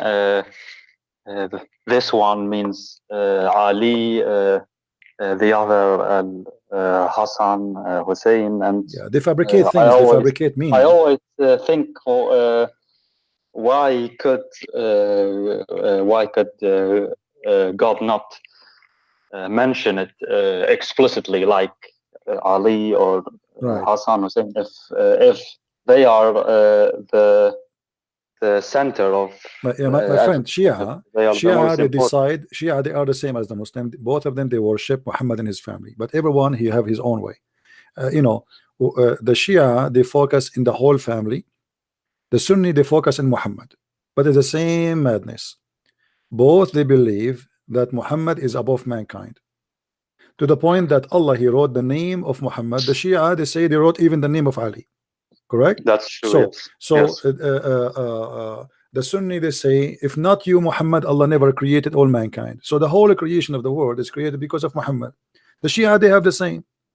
If not Ali and Fatima and Muhammad and Hassan and Hussein, Allah created nothing in this world, right? Right. Yes. You know the story of an angel. His name is Photros. No. Okay. I'm not saying it to make fun of you because you're a Shia. Don't be offended, okay? Actually, before you continue, I don't know what I am. Why you don't say I am out of Islam, man? Just say it to me. Come on, be a man. You're a man. You're smarter than this. Just say I am out of this cult. To be honest, I want to be 100% sure. Like my friend, what is more than 100% that all the fabrication you see in front of you? What kind of 100% that God do not remember which one he created first, the trees or the stars?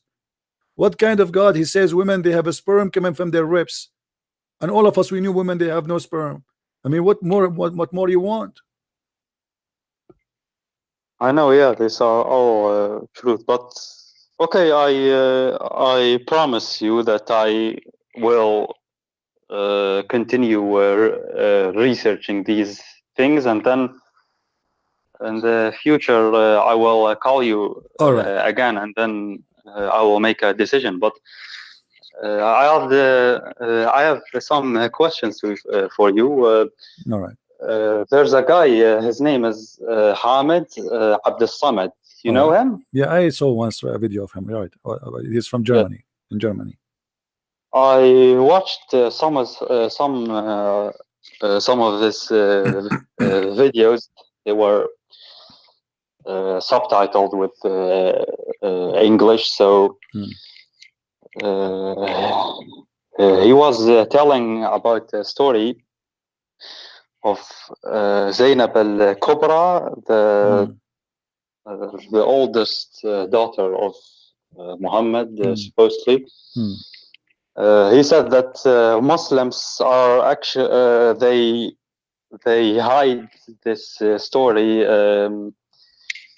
So what he says is that she actually didn't believe in the prophecy of Muhammad in his prophethood. She didn't become a Muslim, and that her husband didn't want to convert to Islam. And it's a long story, he told, but I couldn't find it like the way he told it. So I just wanted to ask you: is it true that that this Zainab, that she? Well, you know, the resource, he's not lying, because if you, I did not watch his video, but if you go and check the reference, you will see, yes, she did not, you know, obviously she did not. This is why they don't mention her. Why we don't see people talking about her much? Why her name disappeared? What happened to her? You know, that's actually what Hamid was saying. But do we know the reference for this story that that she didn't accept the prophethood of Muhammad? Yeah, like there is many reference, actually. There's many reference about that. But let me see if I can find you something about it.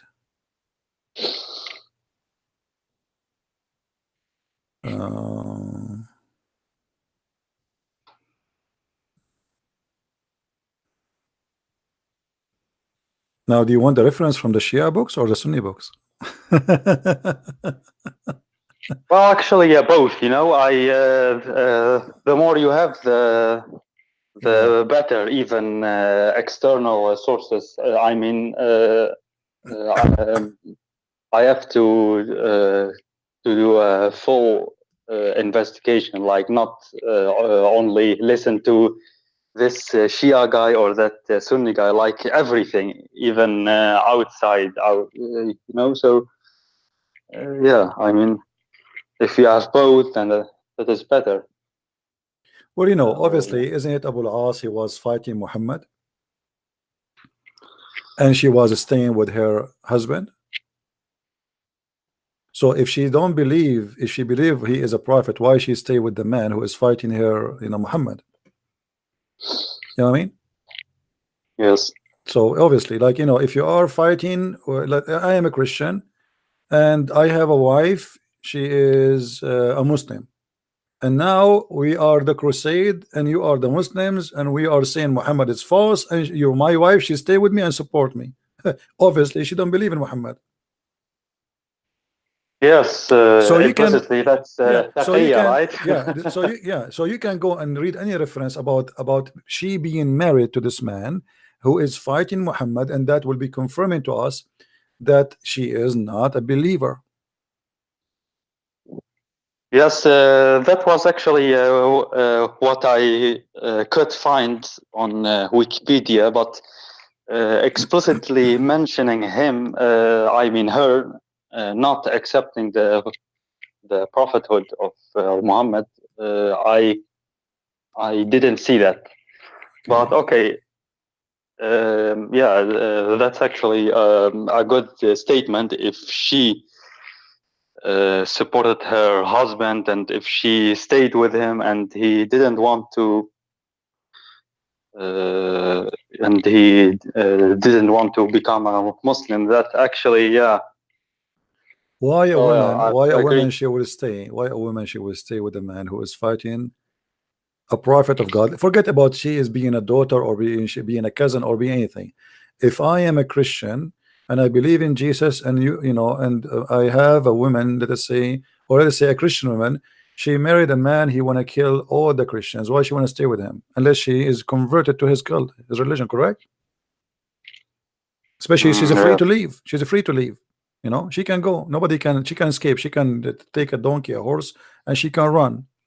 So why she is staying with the man who hate her father, or he hate Muhammad very much? That doesn't make sense. So any reference you find about her staying with her husband, you will find that this story confirm what this guy in the show he was saying to you.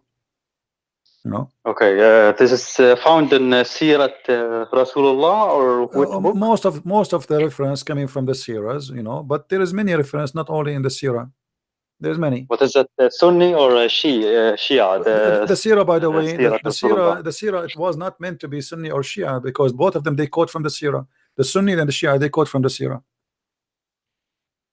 Okay, but do you know there's a book called Kitab Sulaim ibn Qais? What about it? Have you heard about it? Sulaim ibn what? Sulaim ibn Qais. Sulaim. The name of the book is what? Kitab Sulaim ibn Qais. Oh, this is the name of the book. That's the name of the book. Yes. Okay. Well, I know the book. This is the Al-Hilali. I think you are not quoting the whole name. Salim ibn Qais al-Hilali, correct? Wait. Let's search it. You know, I don't know. Yes. Yeah, the one I know, the one I know is Salim ibn Qais al-Hilali, not Salim ibn Qais. Okay, yeah, Sulaim ibn Qais al-Hilali al-Amiri. Yeah, well, you know, they can keep giving you names to the end. Yeah, what about him? Have you read his book? Not all of it, because you see, for me, I'm not sure if I did read the whole book before a long time ago. I'm not sure really. I cannot read it, but he spoke about the Camel War, about the War of Siffin. You know, like what happened during his time with Imam al-Hassan, right? As I remember. Oh no, actually, I'm just asking you what. Yeah, that's what I remember about him. What I remember about him, that he is, you know, like in that book, there's a collection of information about the war of the Harb al-Jamal between Aisha and Ali. Is that correct? I know this. He went all the way. He went all the way to Al-Basra, correct? He went to Al-Basra. He went to I don't know this. To Al-Basra, but yeah, to join the war, which is the war is called the Camel. Is that correct? Yeah, but I don't really remember much about his book, because I don't think his book is too much important. What about it? I don't know. I heard them saying in Shia Islam that this book is the first one. Important. It's the first. oldest, they say. So I thought, yeah, maybe you know about it. Like I know, but I did read long time ago, and this is one of the first books ever written from the Shia perspective. This is the first book. This is the first book, as I remember, was written by the Shia about Shiaism. Do you know what the oldest manuscript is surviving of this time? Because how do you know when this book is written? Actually, well, I don't. You know, you see, for us, what we have is what they say, and they claim many reference that he is one of the first people who wrote about the Shia. You know, his book is called Salim ibn Qais al-Hilali al-Amiri. You know, I can give you, actually, I can find you the reference. I can give you a link. Do you speak Arabic? Do you read Arabic? Yes, I read Arabic, but okay, because I can search for it. I can, if I want to search for it, I can find it. You know, and you know, there is many things that the Shia they try to avoid, actually, in his book, I think, because there is many different between what he says and what they say these days. The same as they hide about Zainab. You know. However, Shia books is a collection of contradictions, and that's why you see the Shia today, they are calling each other names. Like, I know, I'm sure you as long as you speak English, I'm sure you watch Yasser al-Habib, right? You know I have Yasser al-Habib? about him. I have. You can search his I have name. You can search his name, and you will see he's teaching you about the corruption of the Quran, as an example. corruption, right? Yes, I know. It's actually mentioned in Al-Kafi, as I've heard.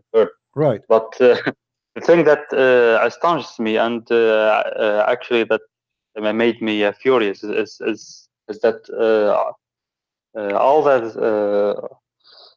the time when I was a kid until maybe 5 years ago, or actually less. I was told that the Quran is perfectly preserved for the last 1400 years. But Shia is the last one to believe the Quran preserved. The Quran, no, the Shia don't believe that. The Quran, they believe that Al-Mahdi, he have with him the Quran of Fatima. He took it with him, yes, and he will bring it when he come back. This is the only book the Shia agree upon. The books which exist today, the Shia don't even accept for a second. All of them, they agree that the Quran is correct. But the Shia, they play taqiyya. So if you speak to a Shia in TV and you are doing, like let's say, debate between a Shia and Sunni, mostly the Shia, he will deny that he believed that the Quran is corrupt. You know, they practice taqiyya. But the Shia in indoor, usually they practice that, and they say that, and there's tons of videos made by Shia themselves in the mosque where the Shia Imam teaching that the Quran today is not the Quran which is given to Muhammad. Yeah. yes, So now so now you are a Shia, but you have no book. I feel sorry for you. Actually, I know. I am born in a in a Shia family, so you I don't. understand. It's not your fault. I understand. It's not. It's actually really difficult. I mean, how can I know what really happened 1,400 years ago or 2,000 years ago? I don't know. My friend, there were no video cameras. The Shia, they beat everybody in the world when it's come to fictions. Everybody, nobody can beat the Shia with the fictions. I will give you an example. There is an angel, his name is Futros, and I will say the story for you in the Shia way. في ملاك اسمه فطرس. هذا فطرس كان ملاك موجه عزيز عند الله، وقد أغضب الله فوضعه في جزيرة، وقال له الله هل أعذبك أو أقاضيك يوم القيامة؟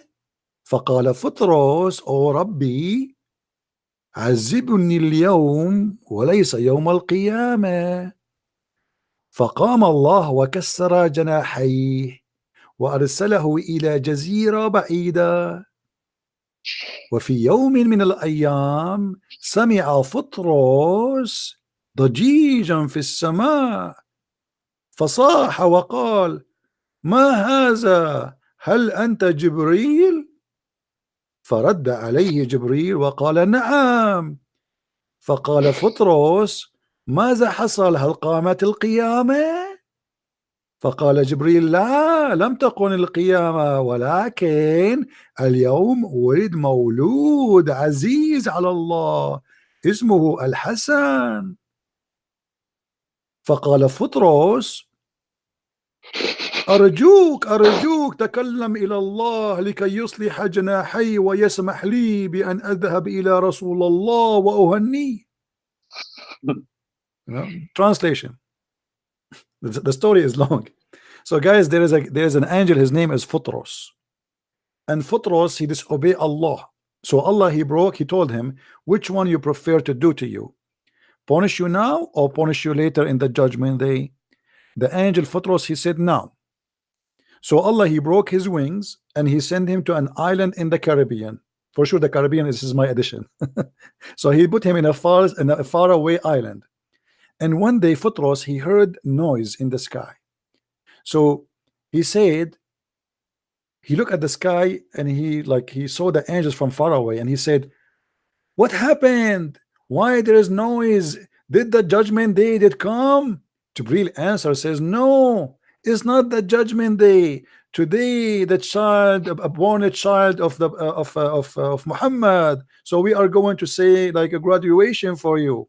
So the angel, he said to the angel, please can you speak to Allah, please, please, I want to go and do the same, I want to go and do the same. And then Allah, he fixed the wings of the angel, and the angel, he went with the rest of the angels, and he entered upon the child, and he asked, before he entered, he asked the prophet, he says, please, please, please, prophet, can you please let me get in and wave my wings in the top of him like a fan? And the prophet said, okay, sure, go. I mean, the Shia, they have stories nobody can imagine. It's beyond stupidity. More than Sunni, you think? More than Sunni. Oh yeah, Sunni are not even close. Sunni is like 1% compared to the Shia madness.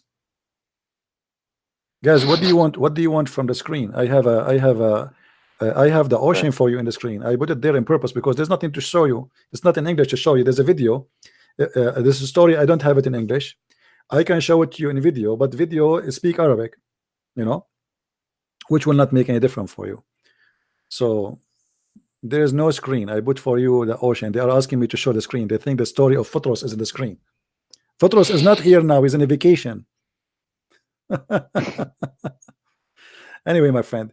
Well, So, as far as I know, is yeah, okay. yeah, what about, come on, make a decision and says, I am out of Islam, man.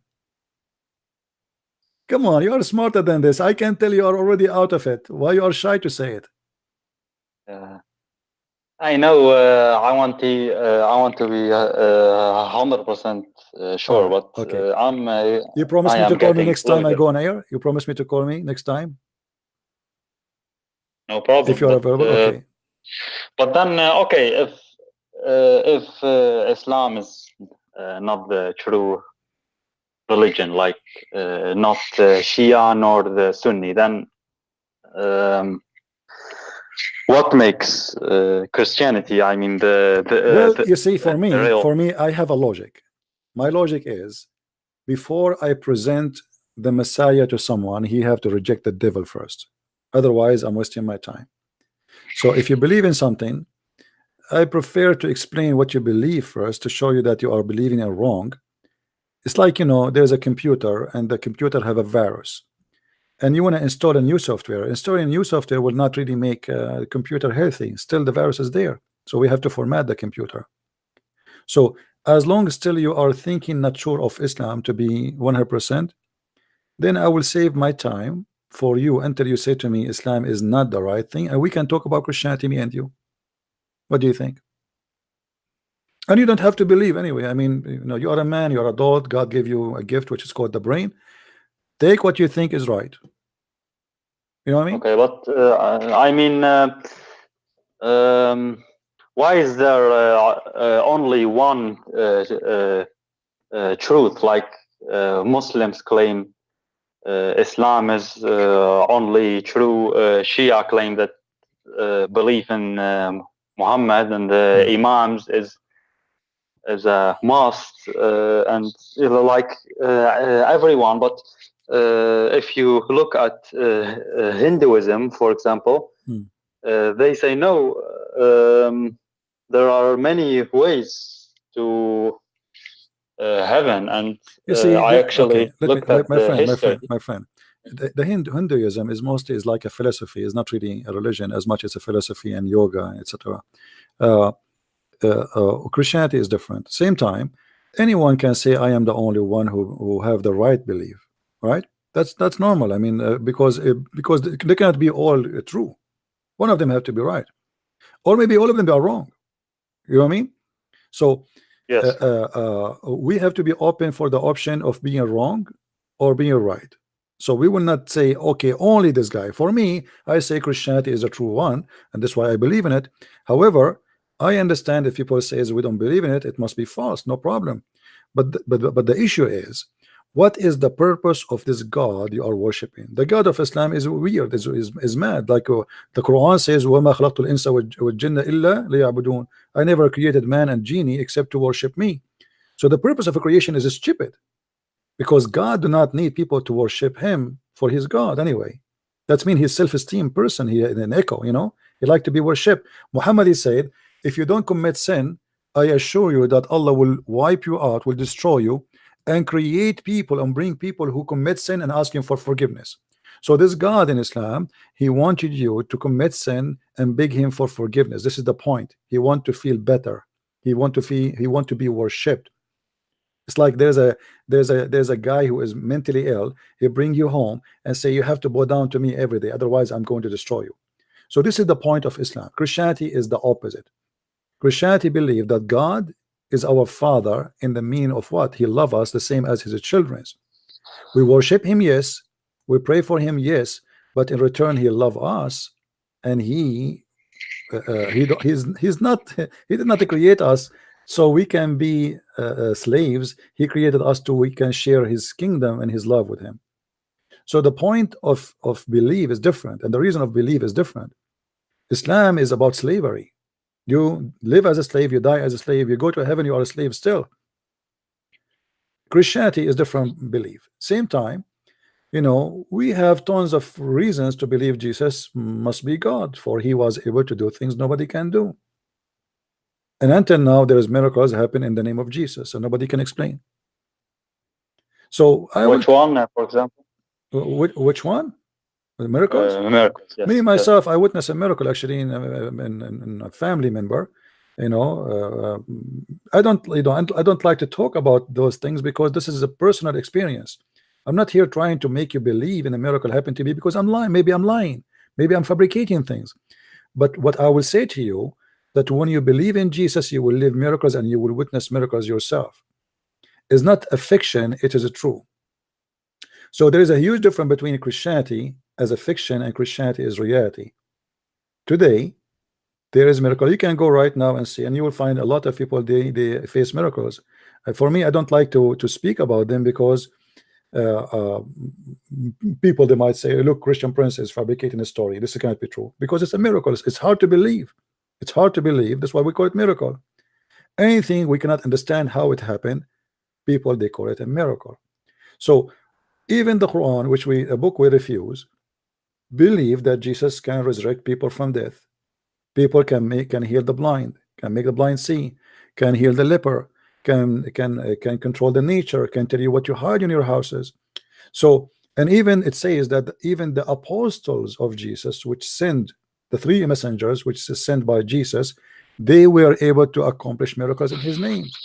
And this is all in Islamic books. So we have a living God proving himself to us, and he witnessed for himself. You do not need witnesses. And this is what you will notice yourself when you became a Christian. I cannot explain to you how you will witness that because you will witness it yourself. For it's very hard to explain what I am witnessing because this is something very personal. For me, I will give you many examples. You know, I don't like to talk about myself, but every day in my life is a miracle. Always when something wrong happened, the Lord my God, he opened doors for me. I have no money, I am out of money. Suddenly somebody want to give me money. I don't know why. I don't even know the guy. I need someone to translate my book. A guy, he made fun of me, an atheist, says, why your God don't send me somebody to translate the book? I open my email, I found somebody saying, I want you to translate the book for you. It's a miracle. I can explain. You know, the Lord, he provide me, he give me. So if you want to say this was maybe an accident or a consequence, it's a, you know, then you have to explain. I mean, how it work always. So I have an amazing experience with the Lord, and I believe everything I have is a gift from him to me. The food I eat, the health I have, the knowledge I do, the teaching I teach, and bringing people to Christ is a gift from him. And I am witnessing for his miracle. And this is why I'm defeating Islam every day. I believe even this is a miracle of the Lord. Because sometimes even myself, I cannot even imagine how fast my thinking is to refute a Muslim, and I believe if the Lord is guiding me. Sometimes me myself, I get scared of how fast the answer is coming. Like you are even not finishing the word, I get the answer. Yes. You know what? I don't know. It's actually, yeah. I find it difficult to explain, but it feels really strange to think about that. This is all fake, and then you feel so empty from inside. I don't know how to describe it. And then when you then want to leave, and you have a family, community, and my friend, the community is not important more than the Lord, because the Lord will provide you with bigger community. Here we go. Look how many people are my family here. Look at them. If I say how many of you want to have me in his house today, I will not be exaggerating if I say a couple of hundreds. They would love to have me sleeping over their house. Don't worry, my friend, about family. The Lord will provide you with better family. The Lord will provide you with better brothers and sisters. My brother is not someone is born of my mother. My brother is someone, he helped me when I need him. Many of your family, they might even hurt you in your lifetime. And you know that, right? I'm sure you witnessed to a lot of stories where family hurting each other.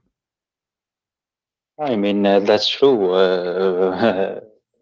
There are many of those stories. Yeah. So what? Don't worry about the family. You know, who said that the family is really going? Who you will have a better family. My family. I mean, no. I mean, like now, you know, I feel sad, empty. I can't. No, my friend. When like, you accept the Messiah, you will be better of the you will be with the family of Jesus, the Christ Himself. You will not be empty. You will not feel alone. Here we go. I live in my house alone. I'm not alone. I never been alone. I never felt lonely. I never felt alone. I never felt empty. I am always happy with what I have. That's why when I speak to Muslims like you or anyone, I speak with confidence, because if you don't have, you cannot give.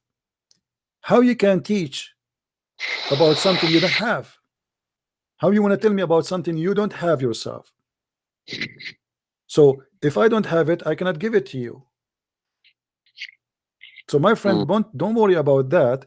And for me, you know, this is why I always I would love to invite Muslims to accept Jesus, and I invite you right now as we speak to accept him. And you will see that the Messiah is the best to follow. There's no one better under the sun or above in heaven better than his name. This is not fiction. This is not a mythology statement of a God I do not know. You will see right away the difference. You will be a different person immediately. And that is an additional miracle of God he do to you.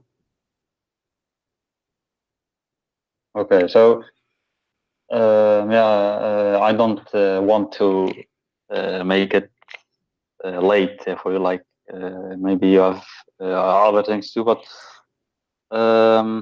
maybe if you could name some the main points against Shia Islam in okay, my friend, let us do this. You call me, and then next time. Then I will go. Yeah. Then I will go to. There's nothing called against the Shia Islam, my friend. There's against Islam. Islam is, with my respect to you, don't be insulted, please. Please, you're a kind man. I'm not trying to insult you. Islam is garbage. It doesn't matter if it's Shia or Sunni. This is why I focus in the Quran more than other reference, because you can say, oh, I'm Shia, I don't accept this. You can say, I am a Sunni, I don't accept Shia. What about the Quran? So if you have no Quran and you are the one who agreed that even Shia say Quran is corrupted, so how Shia can be exist if there's no Quran?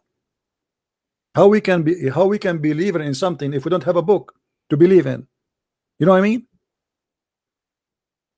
Yeah, I mean they say like there's a hadith is called let me recall الثقلين. الثقلين, حديث الثقلين, yeah. Yeah. Yeah. That actually, if you, yeah. But you know, you believe you base a belief, a religion on the hadith. No, no.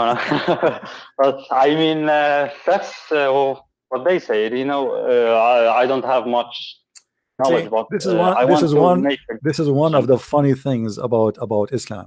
How you okay? This, the hadith you mentioned to me, which it says Kitabullah wa itrati, correct? Yes. Okay. This hadith itself is a joke, because if the Shia themselves agree that the book of Allah is gone, so how you say my religion is based on the Kitabullah and itrati and my family, if all of them are gone, there's no family is stay, and there's no book and the book is gone, so what is left of Islam? They say like the tafasir of the imams, like you see, but no problem, no problem. But if the Shia, and you agree with me, the Shia believe that the book of Allah is corrupt, correct? Yes. Okay, and the family of Muhammad are dead, correct? So what is left of Islam? Nothing. Books, they say books. What like books? yeah, the books is corrupt. If the Quran, the most holy book, is corrupt, how we can trust the rest? If the book of Allah himself is gone. No, so what true. we will do now? We worship the book of Al-Kafi. The Kafi will be our God. No, I agree, but yeah, if you have additional okay, my friend, things, let us do this. Next time, call me. Next time, call me. Next time, call me, and we will go more in details. You are a very nice person. I really am happy to talk to you. You sound like from a good family. You know, you can tell right away when you speak to a person if he is coming from a good ground. You see, every one of us is coming from somewhere, and you can tell right away that this person is coming from a good ground. He have a good family. He is not a trashy person. His family are not garbage. So, you know, I will be happy always to talk to you. Call me next time and give me a question about something you have a confusion about it, or about Quran, and let us focus in something. Let us say, what make you stay as you don't make decision yet? Like, what make you not leaving and says I am out? We can focus on that and see how we can help you with. Is that good? Okay. All right, my friend. Thank you very much for calling. I appreciate your call, and we will pray for you, my friend, and all the Christians here will pray for you, and to find the truth, and may the Lord set you free and make you free of all cults around the world. Thank you very much. Take care. Thank you very much. All right, take care. Very nice gentleman, right? We have to agree. This person, yes, he is a Muslim, but he is different. You can tell right away that there's people who they are different, and we appreciate the honest ones. You see, my problem with Muslims is not speaking to them. My problem is honesty. You cannot find honesty. It's like struggling. I don't debate Muslims. This is the problem. There's no debate. You see, debate is someone between two believers. He say the truth about what he believe. I say the truth about what I believe. But the Muslims, they don't do that. This is why when you find a Muslim who is honest, sorry, we will not take more calls for today. No, we have enough for today. Sorry, we have enough for today. We are already for many hours, and honestly, somebody is waiting for me in the bathroom. Hold on. You know what I'm talking about, correct? Oh.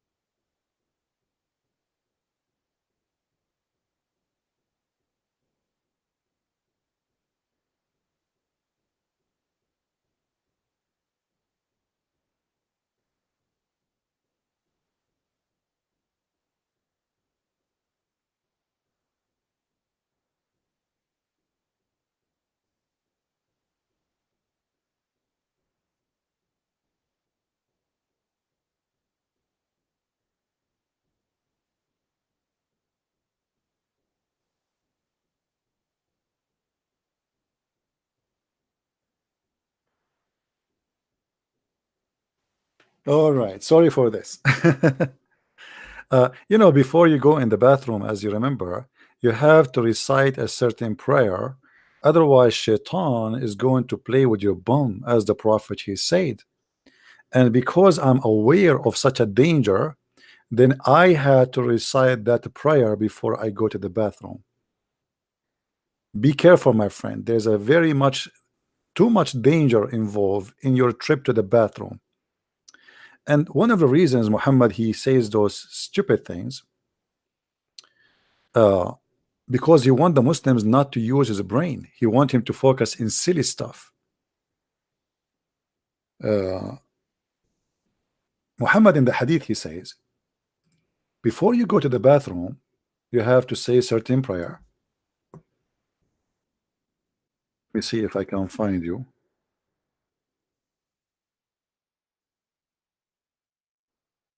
Hadith in English. Here we go.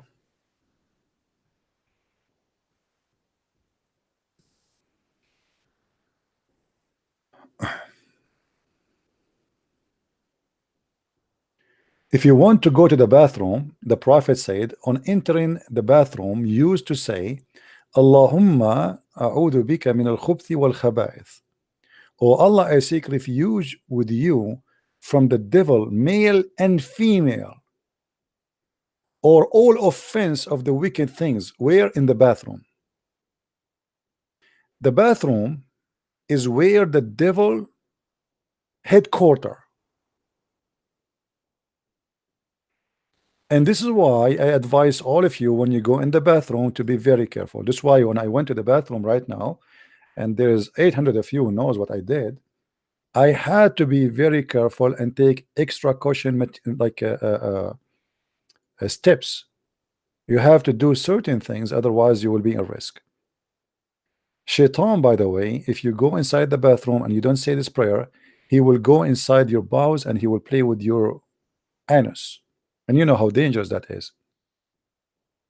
Actually, there's videos on YouTube about it. All right. So obviously Muhammad is a true prophet, and here we go. The story here prove it. All those fiction stories, superstition stories, proving to us Muhammad is nothing but a collector of stupid stuff. Right?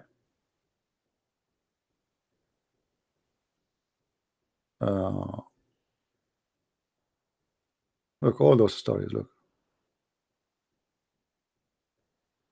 Same, there is a prayer you have to say before you have intercourse with your wife. Otherwise, Shaitan will wrap himself around your penis and he will be doing your wife. Which means the first one who created condom, it was Allah, Prophet.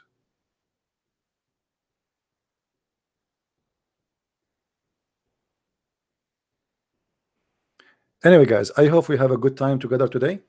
I got to go. We are here for many hours, and I did not eat yet, and I have a book to work in and finish before the Christmas. So I want to say thank you for being here. Tomorrow, I will do my best to be here too. Please subscribe and join us, and turn on your notification. Don't forget to subscribe to my other account, which is not in YouTube. It is in minds.com. This is like a backup account. I post always there when I go on air.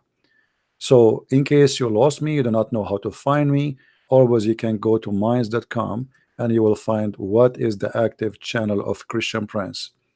So go there, subscribe, you will lose nothing. You know, it's very simple, it costs you no money. It's the same as Facebook, and it's very easy to join. All right, so subscribe there, join us, so you can be informed in case you lost connection. Thank you very much, guys, for being here. May the Lord bless you. And again, we pray for this gentleman who called us, that soon he will know the truth, and the truth will set him free. Christ is Lord, and Islam is false. Amen to that. See you soon again. Bye-bye. Take care.